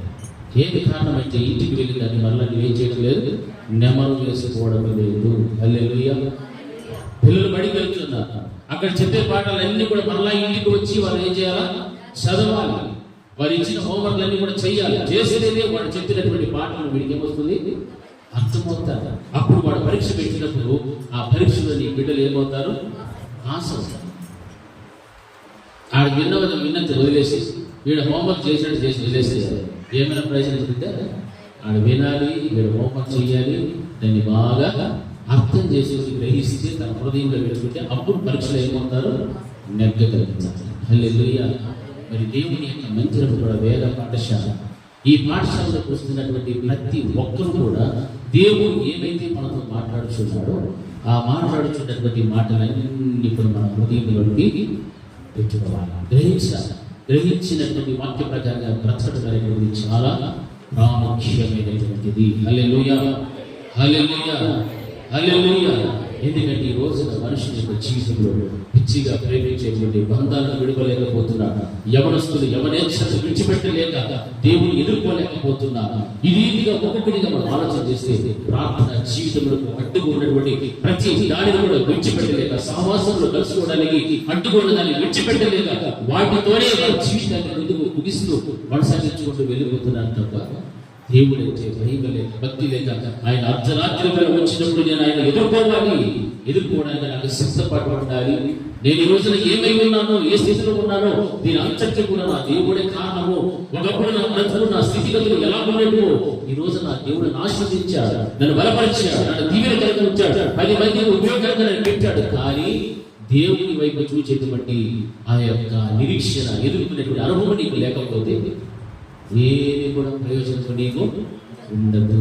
హల్లెలూయా, హల్లెలూయా, హల్లెలూయా, హల్లెలూయా. నీవు దేవుని కొరకు నీవు వదులుకునేటువంటిది ఏదో అదే పరలోకానికి తీసుకొని వచ్చాలి. హల్లెలూయా. నీవు దేవుని కొరకు యేసయ్య కోసం ఎందుకంటే యేసయ్య కోసం ఏం చేశాడు, ప్రాణమే పెట్టాడు. ప్రాణం పెట్టిన దేవుడికి నీవు ఏం వదులుకుంటావో వదులుకో. నీ మనస్సాక్షి ఎన్నో పర్యాలు గర్తిస్తూ ఉంటుంది. నీవు చేస్తున్నది తప్పు, నీవు చేస్తున్నది తప్పని ఎత్తి చూపెట్టినప్పటికీ కూడా నీవు అదే తప్పు చేసి వెళుతూ ఉన్నావా, జాగ్రత్తగా ఉండాలి. అది నీ వదులుకో. అప్పుడు వదులుకున్నటువంటి ఆ స్థితిలో నీ దేవుడిని ఎక్కడ తీసుకొని పోతాడు, పరలోకాన్ని తీసుకొని పోతాడు. మహిమ కలిగిన దేశంలో తీసుకొని పోతాడు. మహిమ రాజ్యము కావాలా, ఈ లోక సంబంధమైన రాజ్యము కావాలా, నీకు ధనము కావాలా, బంగారము కావాలా, పరలోక రాజ్యం కావాలా, ఈ రోజు నువ్వు సంపాదించుకుంటున్నటువంటి ధనము ఒక రోజు నీవు విడిచిపెట్టి వెళ్ళిపోవాల్సిందే. నీవు సంపాదించిన బంగారాన్ని విడిచిపెట్టి వెళ్ళాల్సిందే. నీవు సంపాదించుకున్న కుటుంబము కానీ, నీ యొక్క రక్త సంబంధికులు కానీ, నీకున్నటువంటి ప్రేమ ఆప్యాయతలు కలిగిన అనుబంధాలు అన్నిటిని కూడా విడిచిపెట్టాల్సిందే. నీకు కావలసినది ఏమిటంటే నిత్య జీవమన్న పరలోక రాజ్యము ఒక్కటే. హల్లెలూయా. అందుకే ఆ పరలోక రాజ్యము సమీపంగా ఉన్నది, మారు మనసు పొందినది దేవుని హెచ్చరిస్తున్నాడు. పరలోక రాజ్యం సమీపంగా ఉంది. క్రీస్తు ప్రభుల వారు ఆయన బయలుదేరాడు. ఇదిగో వెలుగు మాడుదంటే ఆయన పరలోకాన్ని నుండి బయలుదేరి వీధి ఆకాశంలో దాటి మధ్యాకాశంలోనికి వస్తూ ఉన్నాడు. హల్లెలూయా, హల్లెలూయా. ఆయన మధ్యాకాశంలోకి వచ్చేసాడంటే సమయమే లేదు. వెంటనే మనం అందరూ కూడా తనువెక్కగలిగి ఆయన ఎదుర్కోవడానికి మనం అడుగులు ముందుకు వేసి వెళ్ళిపోవాల్సింది. హల్లెలూయా, హల్లెలూయా. ఎట్టి చెప్తాను, హల్లెలూయా, హల్లెలూయా. ఆ రీతిగా మనం యొక్క భక్తిని మనం కాపాడుకోవడం నేర్చుకోవాలి. ఎదుర్కోవడం అంటే ఏదో మనం చేస్తున్నాం ఇంకా. ఆయన మన వరకు 10 అడుగులు వేశాడు. కనీసం మనం 10 అడుగులు వెళ్తాం, 4 అడుగులు వెళ్తాం, 2 అడుగులు కూడా వేసేటువంటి ప్రజలు లేదు మనకి. ఈ రోజు సిగ్గుపడాలి. కనీసం 2 అడుగులు వేసే 10 అడుగులు వేసాడంటే మనం 2 అడుగులు లేదు, 2 అడుగులు లేదు. అది కూడా తెలుసు మనకి. 1 అంటే ఏమో, 2 అంటే ఏమో. 10 అడుగులు వేస్తే మనం కూడా ఎవరు చెప్పాలి. 10 అంటే 10 వేయాలి. కనీసం 2 అడుగులు వేసిన అనుభవం ఉందా? 2 అడుగులు మనం వేసినామా? ఏమైనా 2 వదులుకున్నామా దేవుని కోసం? 2 1 వదులుకున్నామా? మనం వదులుకోకపోతే దేవుని ఎదుర్కొనేటువంటి శక్తి నీకు వస్తుందా? మనలో దాగి ఉన్నటువంటి చీకటిలో చేస్తున్న ప్రతి విధమైన బలహీనతలు అన్ని కూడా నీ దేవుణ్ణి ఎదుర్కోవడానికి నీకు ఎలా ఉన్నాయి? అడ్డుగా ఉన్నాయి. హల్లెలూయా. అడ్డుగా నిలిచిపోయాయి. అందుకే నీవు ఆయన ఎదుర్కోవడానికి నీ దృష్టిని అటువైపు కేంద్రీకరించలేకపోతున్నావు. ఎంతసేపు లోకం, ఎంతసేపు నీతో ఉన్న అన్య సహవాసం, ఎంతసేపు నీకున్నటువంటి భక్తిహీనులతో నీ సహవాసం, దేవుడిని ఎరగినటువంటి వారితో నీ సహవాసం, నీకు ఉన్నటువంటి పరిశుద్ధులు ఉన్నారు, దేవుని మందిరం ఉంది, సహవాసం ఉంది, సేవకుడు ఉన్నాడు. ఇటువంటి వారితో సహవాసం చేయరు. ఈ రోజు సేవకుడి యొక్క జీవితాన్ని చూస్తే వారు ఎంతో శ్రమతో కష్టంతో దేవుడి యొక్క సేవ చేస్తున్నా వారంటే చాలా నిర్లక్ష్యం. విశ్వాసం ఎంత నిర్లక్ష్యం అంటే అంత నిర్లక్ష్యం. వారి పాదాలతో కూడా చుట్టూతో సమానం అలా చూస్తూ ఉన్నాను. మరి అటువంటి నువ్వు ఏదైనా అవుతున్నటువంటి పనికి రాని బుద్ధిని అలవాటు విడిచిపెట్టుకుంటే ఎవరిని ఎదుర్కొంటాము? ఎవరిని ఎదుర్కొంటాము? చెప్పాలి గట్టిగా. ఎవరిని ఎదుర్కొంటాము? దేవుడిని ఎదుర్కొంటాం. ఇటువంటివి ఎన్నో బలహీనతలు సాతానుడు కలిగించే ప్రతి దుష్ట ఆలోచనలన్నీ కూడా ఈ రోజున విశ్వాసాల యొక్క హృదయంలో స్థిరపరచబడిపోయాయి. ఆ స్థిరపరచబడిపోయాయి కాబట్టి దేవుడి వైపు అడుగు వేయించడానికి ముందుకు రావటం లేదు. హల్లెలూయా, హల్లెలూయా. బిడ్డలు, చిన్న బిడ్డలు ఉన్నారు. చిన్ననాటి నుండి వారిని దేవుని యొక్క సన్నిధిలో వారిని నడిపించినటువంటి తల్లిదండ్రులు వారు కాస్త పెద్ద అయిన తర్వాత ఉన్నతమైన చదువుల కోసం వారు ఎక్కడ వెళ్ళేస్తామో బయటకు వెళ్ళేస్తాం. బయటకు వెళ్ళిపోయిన తర్వాత వారికి ఉన్న భక్తి కూడా అసలే భక్తి లేదు, ఇంకా అసలు పూర్తిగా భక్తి లేదు. దేవుడైనా లేదు, దేవుని వాక్యము లేదు, పరిశుద్ధ గ్రంథము వారి దగ్గర ఉండదు. అన్యులు ఎలా ఉంటారో అలాగే ఉంటుంది. వారి వస్త్రధారణ ఎలా ఉంటుందో వీరి వస్త్రధారణ అలాగే ఉంటుంది.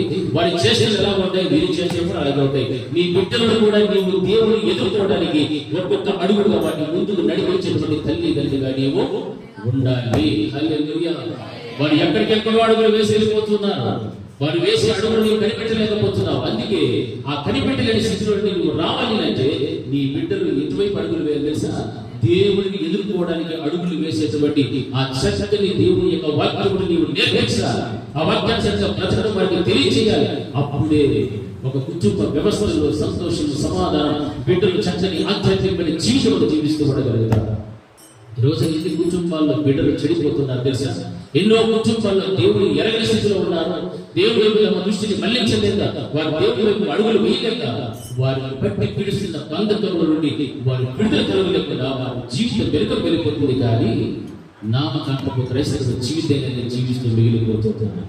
ఇదిగో వెళ్ళిపోవాడు అన్న కేక వినబడినప్పుడు అటువంటి వారు అందరూ కూడా ఏమైపోతారు? బుద్ధి లేని కన్యకల వలె మిగిలిపోవాల్సిందే. ఉంది మాకున్న భక్తి మాకు చాలా, మాకు ఏ సేవకులు చెప్పాల్సిన అవసరం లేదు.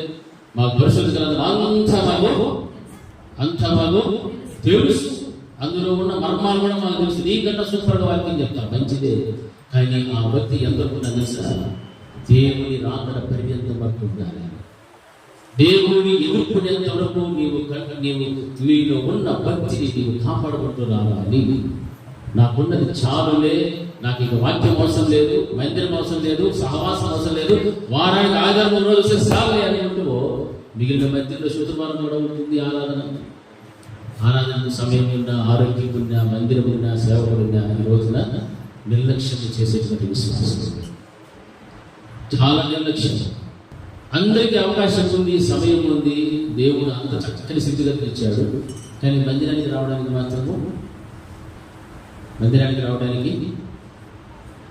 లేదు, సమయం లేదు. వారేమో వారి పనులు లేదేమో, వారి ఇవేమో, వారు అంతే. వాటిని విడిచిపెట్టుకోలేకపోతున్నారు, వదులుకోలేకపోతున్నారు. అటువంటిప్పుడు దేవుని ఎదుర్కొనే శక్తి నువ్వు సంపాదించుకోగలుగుతావా? సంపాదించుకోగలుగుతావా? ఇదిగో పెళ్లికి పడిన ఆ రోజు వచ్చినటువంటి స్వరం ఏమేమి మన పరిస్థితి? నువ్వు ఎక్కడో శిఖారంలో ఉంటావు, అన్యులతో సావాసం చేసుకొని అరటి కొట్టుకుంటూ ఉంటావు, లేకపోతే సినిమా థియేటర్లో ఉంటావు, లేకపోతే అల్లరితో కూడిన ఆటపాటలో నిమగ్నమైపోతావు, ఏ క్లబ్బుల్లోనో పబ్బుల్లోనో పనికిరాని తిరుగుల్లో ఉంటావు. ఆ రోజున అటువంటి ఇదిగో పెళ్లికి పడినటువంటి కేక వినబడినప్పుడు బుద్ధి లేని కన్యకల వలె మిగిలిపోవాలి తప్ప బుద్ధి కలిగిన కన్యకల వలె ఎదుర్కొనేటువంటి శక్తి, ఆ అనుభవం మాత్రము నీవు రాలేదు. జాగ్రత్త. ఎందుకంటే ఇది కడవరి కాలం. ఇది కడవరి కాలము. మరలా చెప్తున్నది కడవరి కాలము. వాక్యపు కరువు రాబోయేటువంటి కాలము. వాక్యము కావాలన్నా దొరకనటువంటి కాలం ఇక ముందున్నటువంటి దినాలను మనం చూడబోతాము. అటువంటి వాక్యం కావాలని ఈ సముద్రము చివరి నుండి ఆ సముద్రము చివరి వరకు ఏం చేస్తారంట? పరుగులు తీసుకువెళ్తారు. వాక్యం దొరుకుతుందా? దొరకదు. వాక్యం దొరకదు. సేవకుడు దొరకదు. విశ్వాసులు ఎవరో ఎక్కడ చెదిరిపోయి ఉంటారో, ఏ భయంకరమైన ఆందోళన స్థితిగతుల్లో పెరిగిపోతూ ఏవో భయంకరమైన వేదనలు, ఇవన్నీ కూడా రానైన దినాలలో ఉన్నాయి.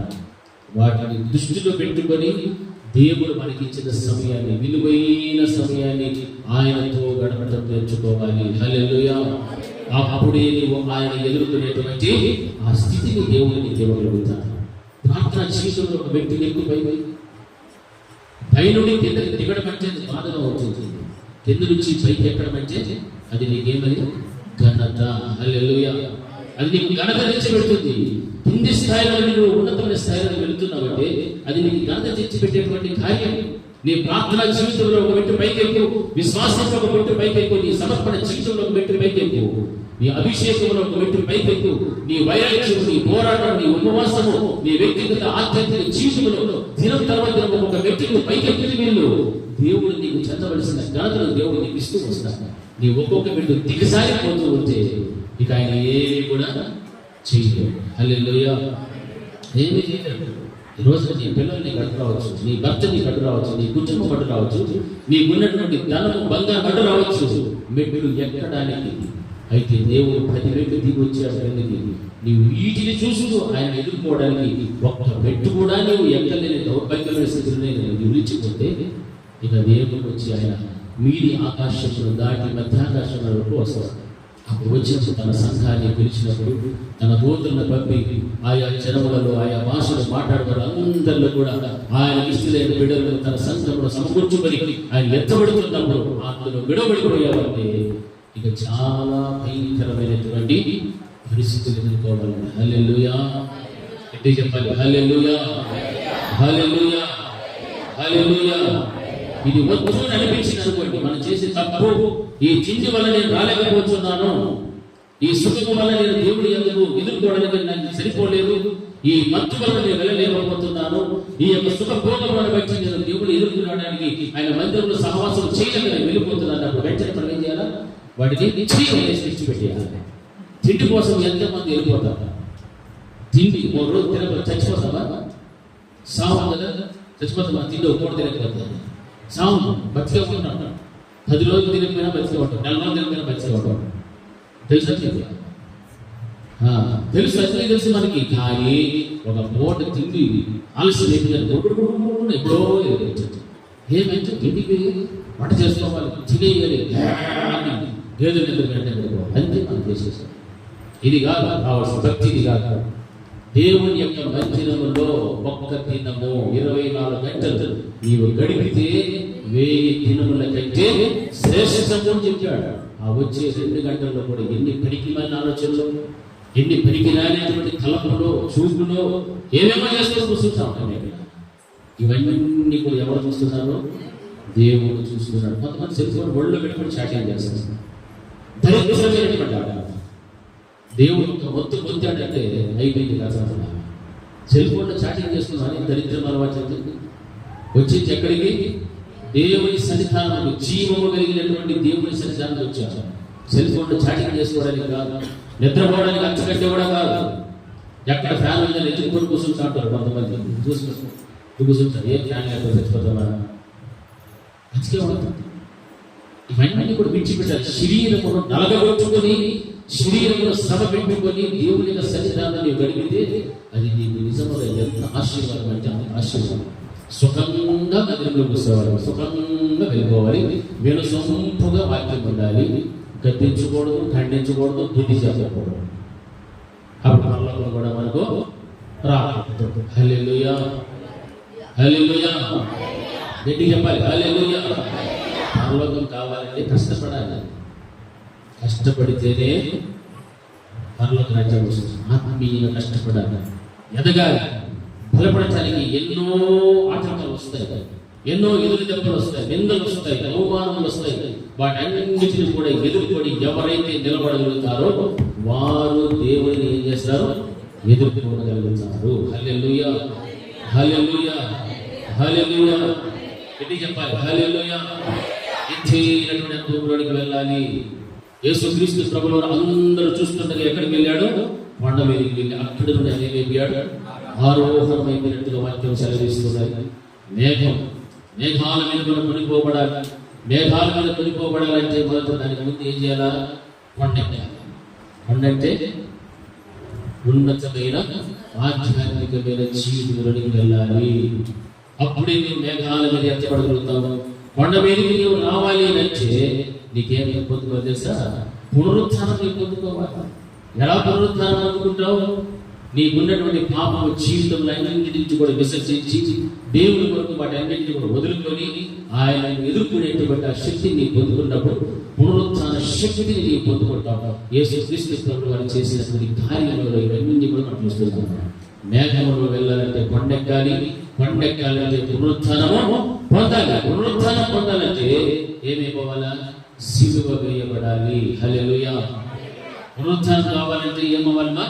సిలువ వేయబడాలి. సిలువ వేయబడిన తర్వాత సిలువ వేయబడాలంటే ఎక్కడికి రావాలి? ముందుగా గెత్సేమనే తోటలోనికి రావాలి. హల్లెలూయా. ఇది చెప్పాలి. హల్లెలూయా. సిలువ వేయబడాలంటే గెత్సేమనే తోటకు రావాలి. గెత్సేమనే తోటలోకి వచ్చిన తర్వాత అక్కడికి రావాలంటే నిత్యము తోడున్నటువంటి శిష్యులను కూడా యేసుక్రీస్తు ఏం చేశాడు? వారిని అక్కడ విడిచిపెట్టి ఆగమని చెప్పి ఆయన మరణము నొందునంత చింతాక్రాంతుల దుఃఖంతో ఏం చేద్దామా? వేదన చెంది తన యొక్క చెమట రక్తపు బిందువులుగా మార్చున్నంతగా ప్రార్థన చెయ్యాలి. హల్లెలూయా. గట్టిగా హల్లెలూయా, హల్లెలూయా.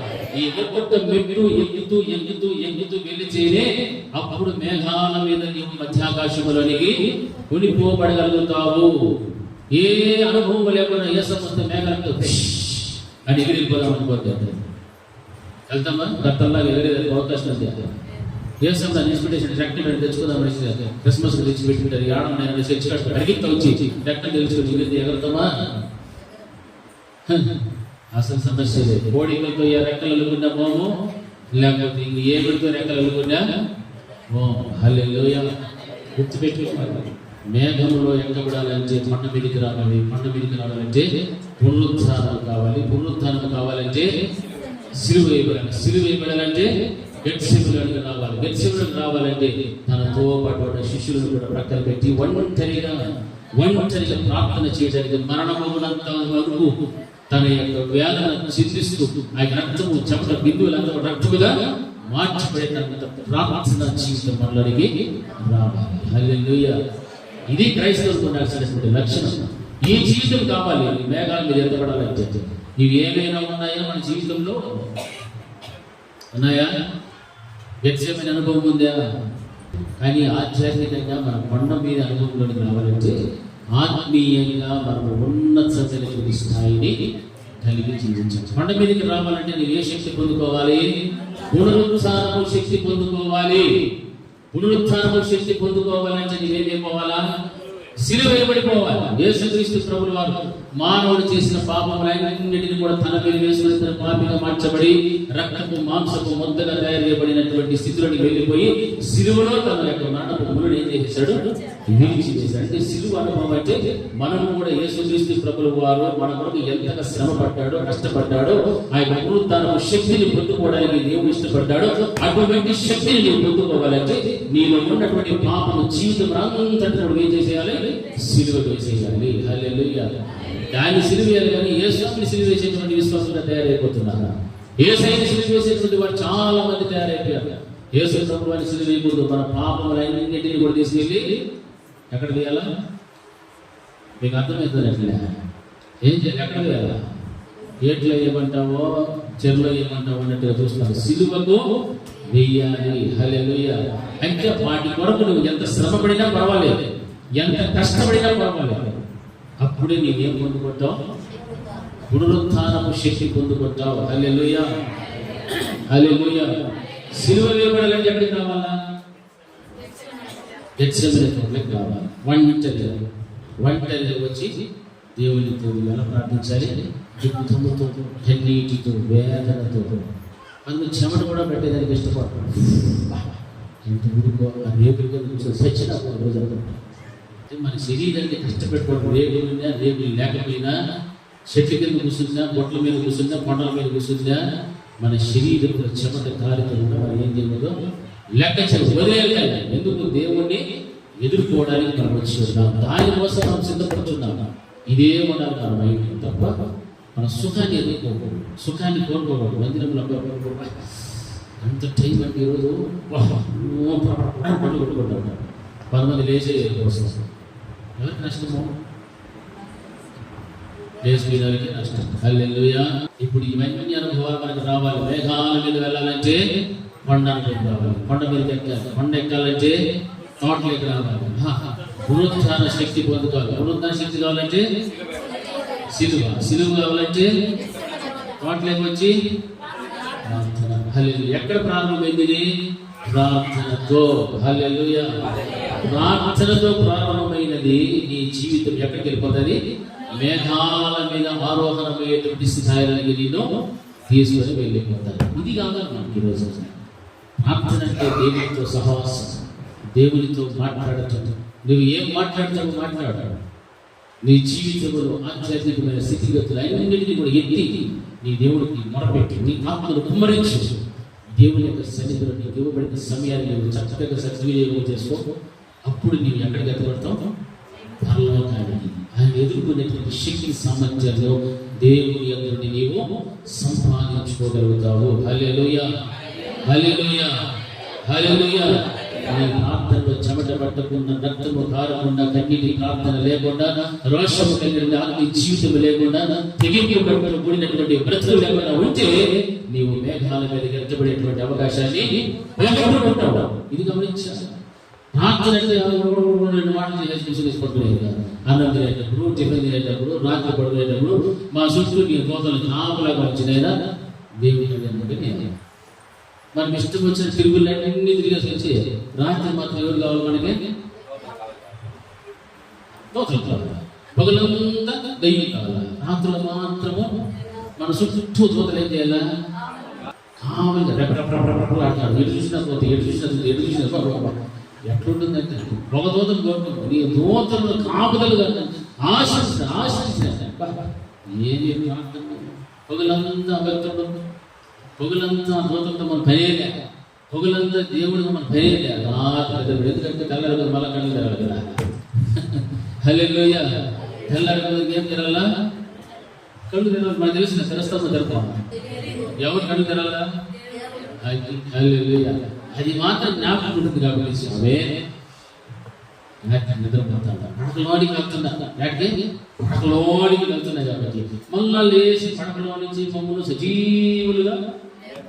సజీవులుగా మమ్మల్ని లేకునైనా అంటే కన్నట్లా తిరుగు 4 గంటలకి, 5 గంటలకి, 6 గంటలకి, 7 గంటలకి, 8 గంటలకి, 9 గంటలకి, ఎప్పుడైనా లేకపోయినా మళ్ళా నేను మాత్రమో లేవాల్సింది. అంతే కదా. హల్లెలూయా, హల్లెలూయా.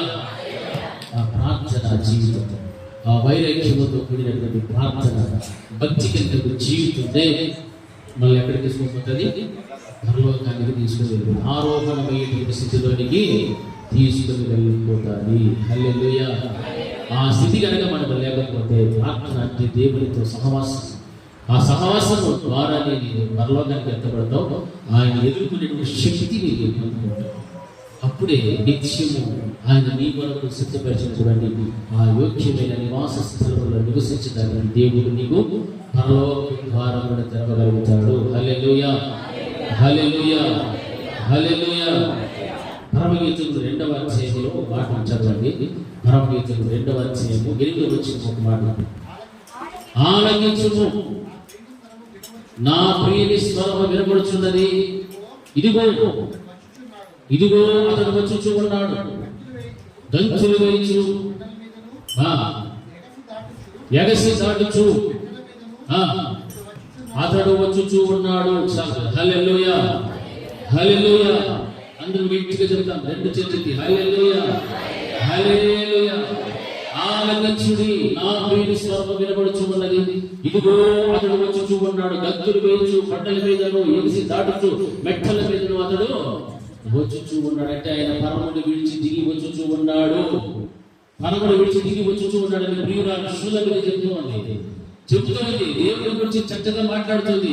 ఆయన బండల మీద వచ్చుచున్నాడు, గంతులు వేచుచున్నాడు, ఎగిసి దాటుచు మెట్టల మీద కూడా అతను ఏం చేస్తున్నాడు, వచ్చుచూ ఉన్నాడు అని గమనిస్తుంది. కానీ ప్రియుడిని ఎదుర్కోవడానికి మాత్రం ఆయన స్థితి ఎలా ఉందంటే 3వ అధ్యాయం 1వ వచనంలో ఒక మాట రాయబడింది. చదవండి. 3వ అధ్యాయం 1వ వచనం. రాత్రి వేళ పరమయుణ్ణి నేను నా ప్రాణ ప్రియుని వెతికినను అతడు కనబడకపోయాను. హల్లెలూయా. ఎక్కడుంది శూలమతి? ఎక్కడుందిమా? పడక మీద ఉంది. ఎవరి మీద ఉంది అంటే ఎదుర్కొనేటువంటి అనుభవం, అనగా ఒక అడుగు దేవుని కోసం చేసేటువంటి అనుభవం లేదు శూలమతికి. అందుకే ఇక్కడేమో చెప్తుంది 2వ అధ్యాయంలో, నా ప్రియుని స్వరము నేనేం చేస్తున్నాను, వినబడుచు ఉన్నది. కానీ అతను వచ్చుచూ ఉన్నాడు, గంతులు వేస్తున్నాడు, కొండల మీద ఎగిసి దాటుచు మెట్టల మీద కూడా అతను వచ్చుచున్నాడు. కానీ 3వ అధ్యాయంలోకి వస్తే, రాత్రి వేళ పరుడి ఉండి నేను నా ప్రాణ ప్రియుని వెతికినను ఆయన నాకు ఎక్కడ కనిపిస్తున్నాడు. క్రైస్తవ సమాజంలో చెప్తుందంటే నిద్రపోతాం. ఎక్కడ నిద్రపోతాం? పడక మీద. అంటే మంచాన్ని కూడా వదిలిపెట్టకుండా దేవుడిని ఎదుర్కోవడానికి అడుగు ఒక్కటి కూడా ముందుకు వెయ్యలేదు. హల్లెలూయా. పడక మీదనే పడుకుని ఆమె ఎదుగుతుంది శూలమతి. పడక మీదనే. ఈరోజు క్రైస్తవ సమాజం కూడా నిద్రపరుతులో పడక మీదనే ఉన్నారు. ఆ పడకలోనే అన్ని పడకలు. హల్లెలూయా. సెల్ ఫోన్లో తిప్పినప్పుడు అనుకోండి, ఎన్ని కావాలి నీకు వాక్యాలు? ఆస్తి కానీ ఆ పాస్టర్ వస్తాను వాక్యం ఎంత కావాలి నీకు వాక్యం? ఫుల్గా ఏమైనా ప్రయోజనం ఉందా? పడకలోనే ఏమెత్తుకుంటున్నారు అంటే సుఖాన్ని, పడక కంచాన్ని వదిలిపెట్టలేక దేవుడిని ఎదుర్కోలేనటువంటి దౌర్భాగ్యమైన స్థితిలో క్రైస్తవ సమాజం నడుస్తుంది. హల్లెలూయా. హల్లెలూయా. అర్థమవుతుందా మీకు? నేను చెప్తే మాట్లాడు. ఈమె ఎక్కడి నుంచి వెతుకుతుందిమా? పడక మీద నుండి తన ప్రాణం మీదే వెతుకుతూ ఉంది. వెదకినను అతడు కనబడబడ్డాడు. హల్లెలూయా. పడకలో నుంచి వెతికి దేవుడు కనిపిస్తాడమ్మా? నోరు తెరిచి చెప్పాలి జవాబు. పడకలో నుండి దేవుడు వెతికితే కనిపిస్తాడా? లేవాలి, ఒక అడుగు ముందుకు వెయ్యాలి. ఆయన గురించి ఏమని చెప్తుంది? నా ప్రియుని స్వరము వినపడుతున్నది, ఇదిగో అతడు వచ్చి ఉన్నాడు. అన్ని తెలుసు. సంఘంలో ఉన్నటువంటి విశ్వాసాలకు అన్ని తెలుసు. స్వరం వినిపించడం తెలుసు. ఇదిగో నా ప్రియుడు వస్తున్నాడని తెలుసు. ఆ తర్వాత ఏమొచ్చున్నాడు? గంతులు వేచి కొండల మీదను ఎగసి దాటుచు మెట్టల మీద కూడా అతను ఏం చేస్తున్నాడు? వచ్చేసాడు. హల్లెలూయా. కానీ నేను మాత్రం ఎక్కడి నుంచి వెతుకుతా ఉన్నా? పడక మీద నుంచి వెతుకుతా ఉన్నా. వెతికినను అతడు కనబడకపోయాను. హల్లెలూయా. చూస్తుంది 2వ అధ్యాయంలో వినిపిస్తూ ఉంది. 3వ అధ్యాయంలోకి వచ్చేప్పటికి ఎక్కడికి వెళ్ళిందమ్మా? హల్లెలూయా. ముందున్నటువంటి వైరాగ్య జీవితం, దేవుని కోసం పోరాడేటువంటి పోరాటం, విశ్వాసం, బలపడటం, ఇవి ఏవి కూడా వ్యక్తిగత జీవితాల్లో లేవు. కనుమరుగైపోయాయి. అందుకే పడకల మీదకి వెళ్ళిపోయింది ఆధ్యాత్మికమైన జీవితం. కంచం దగ్గరికి వెళ్ళిపోయారు. ఆ కంచంలో వదిలిపెట్టరు, మంచాన్ని వదిలిపెట్టరు. ఇక పాపము, యోగాలు, లేకపోతే సుఖభోగాలు ఏమున్నాయి దేని కూడా విడిచిపెట్టారు. ఆ పక్కన నుండి ఎవరు వెతుకుతారు? ప్రాణప్రియుని. హల్లెలూయా. దేవుడు అంటే ఇష్టమే, దేవుడితో పాటు ఎత్తబడాలంటే ఇష్టమే, మందిరం అంటే ఇష్టమే, సహవాసం అంటే ఇష్టమే. కానీ ఎందుకంటే నువ్వు ఎక్కడున్నావు? పడతాడు. హల్లెలూయా. పడక మీద పడిన వాళ్ళు నువ్వేం చేస్తున్నావు? నీ ప్రాణప్రియుని వెతుకుతున్నావు. వెతికినను అతడు కనబడకపోయాను అని వాక్యం ఖచ్చితంగా సెలవిస్తుంది. నా ప్రియమైనటువంటి దేవుని బిడ్డలారా, మనం చేయాల్సినటువంటి ప్రార్థన ఎలా ఉందో తెలుసా? అపోస్తలుడైన పౌలు అంటాడు, నేను ఎటువంటి వాడినంటే నేను దౌర్భాగ్యుడను అనేటువంటి మాట ఒక స్థలంలో ప్రస్తావిస్తున్నాడు. అయ్యో అనేటువంటి మాట. ఈ రోజున మనం అపోస్తలుడైన పౌలు అపోస్తలుల స్థాయిలో ఉన్నాడు. అతను చేసే ప్రార్థనే అయ్యో ప్రార్థన చేస్తున్నాడు. పౌలుగా మారకుండా సౌలుగా ఉన్నటువంటి జీవితాన్ని జ్ఞాపకం తెచ్చుకుంటూ తన యొక్క సంఘమును హింసించినటువంటి వాడని నేను సౌలుగా ఉన్నప్పుడు నేను ఎన్నో భయంకరమైన హింసలు ఎన్నో చేశాను. అయ్యో ప్రభా నేను దౌర్భాగ్యుడను. అని ఆయనే అపోస్తల స్థాయిలోకి వచ్చినప్పుడు ప్రార్థన చేస్తుంటే అతనికి అతిథులుగా కాదు కానీ ఆయనతో పాటు సరిసమానమైన భక్తి లేని వారు కూడా కాదు కానీ మనం చేసే ప్రార్థనలు ఎప్పుడైనా అయ్యో అనేటువంటి ప్రార్థన మన జీవితంలో ఉందా? లేదు. ఎప్పుడు చూసినా మనకు కావాల్సిన కోరికలు కోరుకుంటాం, మనకు కావాల్సిన మనం ప్రార్థన చేస్తాం, అడుగుతాం. అంతే నా బ్రతుకు ఇలా అయిపోయింది ప్రభా, నేను ఈ విధంగా నేను దుఃఖ పెట్టాను, నేను ఈ విధంగా బాధ పెట్టాను, అయ్యో నన్ను క్షమించు, నాకు మారు మనసు తెచ్చేది, నా యవనేచ్ఛను బట్టి నేను చెడిపోయినటువంటి దాడను, చెడిపోయిన వాడను, నా యొక్క చిన్ననాటి వయసు వచ్చి నేను ఈ రీతిగా బ్రతికాను, ఇంత పాపము బలహీనతలు నాలో ఉన్నాయి, నిన్ను ఎదుర్కోవడానికి నాకు సరైనటువంటి శక్తి లేదు ప్రభా, అయ్యో నన్ను క్షమించు నాయనా అని ఎప్పుడైనా మనం ప్రార్థన చేశామా? నన్ను చూడాలి అందరూ తల వైపు చేశామా? ఇటువంటి ప్రార్థనలు మరి చేయకపోతే దేవుడు ఎదుర్కొనేటువంటి అనుభవం రాగలుగుతామా? వస్తామా? దేవుడు ఎదుర్కోవాలని చెప్తుంది. ఇదిగో పెళ్లి కుమారుడు అన్నాడు. అంతే, ఇదిగో పెళ్లి కుమారుడు. అందరూ కూడా ఎదురు చూస్తూ ఉన్నాను. 10 మంది ఉన్నారు. 10 మంది చేతులు తీర్చి పెట్టుకుని ఎదురు చూస్తూ ఉన్నాను. ఎదురు చూస్తే పెళ్లి కొడుకు ఎప్పుడు వస్తారు తెలియదు. అయితే 5 మంది చేతులు ఉన్న గుడ్డి వెళ్ళి సమృద్ధిగా ఉంది. హల్లెలూయా, హల్లెలూయా. 5 మంది చేతులను తీర్చిలోనే సమృద్ధిగా లేదు. మాకున్న భక్తి మాకు చాలు, మాకున్న భయం మాకు చాలు, మాకున్న ఆత్మీయత చాలు అని అక్కడే ఆగిపోయారు. మీరు సమృద్ధి అయినటువంటి భక్తి కలిగిన జీవితంలో అడుగు పెట్టకుండా అనాథర బ్రతుకులతో, సమృద్ధి లేని జీవితంతో, వైరాగ్యం లేని జీవితంతో, అభిషేకం లేని జీవితంతో, సమర్పణ లేని జీవితంతో జీవిస్తూ దేవుని ఎదుర్కొనేటువంటి శక్తి లేక విడబడేటువంటి బుద్ధి లేని కన్యకల వలె మిగిలిపోవాల్సిన పరిస్థితుల్లో చాలా మంది క్రైస్తవులు ఈ రోజున బ్రతుకుతున్నారు. క్రైస్తవ సమాజంలో అటువైపు పరుగులు తీసుకోమంది. దేవుడి వాక్యము బలపడేటువంటి వాక్యానికి చెవి ఇవ్వడం లేదు. వారి సంతోషాలతో, ఆనందాలతో, ఉత్సాహాలతో పరుగులు తీస్తూ ఉన్నారు తప్ప వారు ఎందుకు వెళుతున్నారు, ఎక్కడికి వెళ్ళిపోతున్నారు, ఎక్కడ ఆగిపోతున్నారు వారు గ్రహించలేని పరిస్థితుల్లో కనిపిస్తున్నారు. ఈరోజు నీ జీవితంలో దేనికి నీవు వదులుకుంటున్నావు? దేని కొరకు నువ్వు నిలబడాలని, ఆ దేవుడి కొరకు నువ్వు ఏ వదిలి ఆయన ఎదుర్కోవడానికి నువ్వు సంసిద్ధంగా ఉన్నావు? ఒక్కసారి నువ్వు ఆలోచన చేశావు.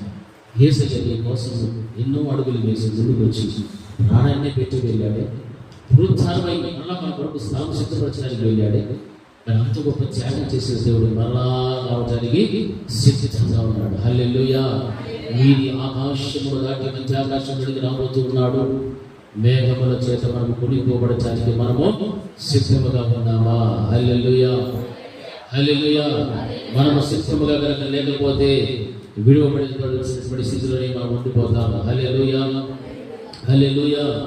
ఈ రోజున ప్రభు నీతో మాట్లాడే ఒకే ఒక మాట, ఆయనను నువ్వేం చేయాలి? ఎదుర్కోవాలి. ఆయనను నీవు ఎదుర్కొనేటువంటి అనుభవం నీకు రా.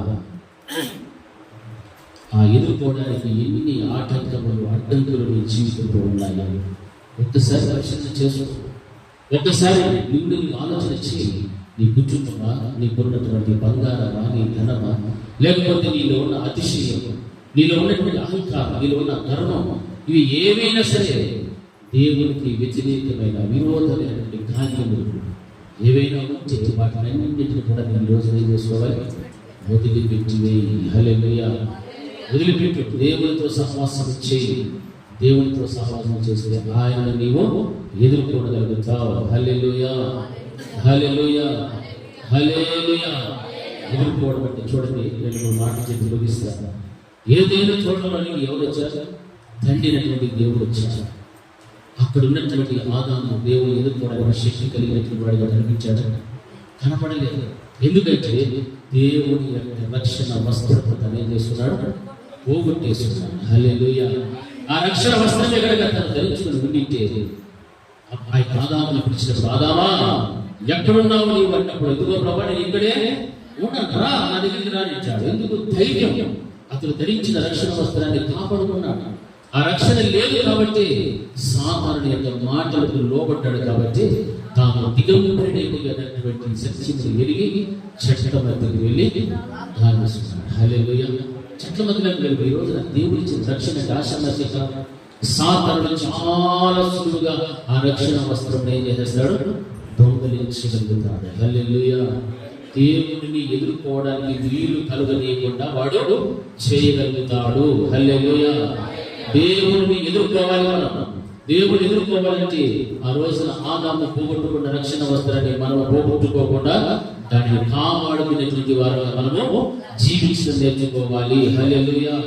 యేసుక్రీస్తు ప్రభువు వారు తిబెరియా సముద్ర తీరానికి వెళ్ళినప్పుడు పేతురు కూడా ఎదుర్కోవడానికి శక్తి ఉండిందా? లేదు. ఆయన కూడా శక్తి చాలా. యేసుక్రీస్తు ప్రభువు ఎదుర్కొనే శక్తి చాలా లేదు. ఎందుకంటే తన తల్లిదండ్రుల సమర్పణ జీవితంలో నిలబడలేక ఆయన కూడా తప్పిపోయాడు. దేవుడు ఎదుర్కోవడానికి అవమానకరంగా ఆయన అటువంటి స్థితిలో వెళ్ళిపోయాడు. కాబట్టి యేసుక్రీస్తు ప్రభువు వారిని ఎదుర్కోలేనటువంటి పరిస్థితులను వెళ్ళిపోయాడు. మోషే సీనాయి పర్వతం నుంచి కిందకి దిగి వస్తున్నప్పుడు కింద పాలెంలో ఉన్న 30 లక్షల మంది ఇశ్రాయేలు ప్రజలతో పాటు అహరోను ఊరులు ఉన్నారు. వారు మోషేని ఎదుర్కోవడానికి వారికి కూడా శక్తి చాలకపోయాలి. హల్లెలూయా. ఎందుకంటే దేవుని యొక్క శక్తిని వారు కలిగి జీవించలేదు. అందుకే ఆ దేవుని యొక్క శక్తి లేదు కాబట్టి దేవుని యొక్క నుండి 10 ఆజ్ఞలను తీసుకుని వచ్చి శాస్త్ర పాలన తీసుకొస్తున్నప్పుడు మోషేని ఎదుర్కోవడానికి కూడా అహరోను ఊరులకు కూడా ఏం చేయలేదు, శక్తి సరిపోయి. అందుకే మోషేని కూడా ఎదుర్కోలేక వారు. హల్లెలూయా. అది ఎదుర్కొనేటువంటి పరిస్థితుల్లో జీవితంలో ఏమున్నాయో వాటిని గుర్తుపెట్టుకో, వాటిని తీసివేసుకోవాలి. ఆదాము రక్షణ వస్త్రాలు ఎలాగైతే ఎదుర్కొనలేకపోయాడో ఇవన్నీ కూడా గమనించాలి. బుద్ధి లేని కన్యకలు చూస్తే ఆ బుద్ధి లేని కన్యకలు కూడా వారి జీవితంలో ఏమి లేదు, నూనె లేదు, సరిపడాల్సినటువంటి సమృద్ధి అయినటువంటి నూనె లేదు. అందుకే వారి జీవితంలో వెలగకుండా ఆగిపోతూ వచ్చాయి. ఆధ్యాత్మిక జీవితంలో కూడా ఎదుర్కోలేనటువంటి పరిస్థితులు ఉన్నామంటే బుద్ధి లేని కన్యకలు నీవు పోలి జీవిస్తూ ఉన్నావేమో. సంగమా, ఒక్కసారి నిన్ను పరిశీలన చేసుకో, ఆలోచన చేయాలి. ఎందుకంటే ఆ యొక్క మాట 25వ అధ్యాయం మత్తయి సువార్తలో ఏం రాయబడుతుంది? ఇదిగో పెళ్లి కుమారుడు. హల్లెలూయా, హల్లెలూయా, హల్లెలూయా. ఇదిగో పెళ్లి కుమారుడు, ఆయనను ఎదుర్కొన్న రండి, ఎదుర్కొన్న రండి అని కేక వినబడేను. హల్లెలూయా. రోజున నువ్వు దేవుడి మందిరంలో ఉన్నావు, మందిరం విడిచిపెట్టి వెళ్ళిపోతాం. ఆ కేక నీ ఇంట్లో ఉన్నప్పుడు అర్ధరాత్రి వేళ నీ వింటే ఆయన ఎదుర్కోవడానికి నీకేముండాలా? శక్తి ఉండాలి. ఆ దమ్ము నాకు మనకు ఉండాలి. ఉందా మనకు ఆ దమ్ము? ఉందా? మనకి అది లేకపోతే మనకు క్రైస్తవులుగా జీవించడమే గమనించచ్చు. క్రైస్తవులుగా జీవించడం, క్రైస్తవులుగా పిలువబడడం కంటే క్రైస్తవులుగా జీవించడమే ముఖ్యమైన. నీవు నిజంగా క్రైస్తవులుగా జీవిస్తే దేవుణ్ణి ఎదుర్కొనే శక్తిని నీవు సంపాదించుకోగలుగుతావు. హల్లెలూయా. ఆరోగ్యం తనకున్నటువంటి సమస్యను కూడా విడిచిపెట్టాడు. కుటుంబాన్ని కూడా దేవుడు లెక్క చేయలేదు. అందుకే దేవుడితో నడిచాడు. ఏమయ్యాడు? ఉనికి పడ్డాడు. హల్లెలూయా, హల్లెలూయా. ఏలియా కూడా తన జీవితంలో చూస్తే గిల్గాలో దాటి వెళ్ళాడు, బేతేలు దాచాడు, ఆ తర్వాత ఎరికోను దాచాడు, యోర్దాను దాచాడు. ఇందులో ఒక్కొక్క అంశాన్ని మనం చూపిస్తూ గిల్గాలో అంటే పాపమును దొర్లించుకుంటూ వెళ్ళిపోయాడు. బేతేలు దాటాడంటే దేవుని యొక్క మందిరంలో నాటబడిన తర్వాత దేవుని ఎదుర్కోవడానికి వెళ్తున్నాడు. మూడవది మనం చూస్తే ఎరుకోని దాటి జీవితం కలిగి దేవుని ఎదుర్కోవడానికి వెళ్తున్నాడు. ఎరుకో గోడలు కూల్చివేయబడ్డాయని జీవితం కాదు.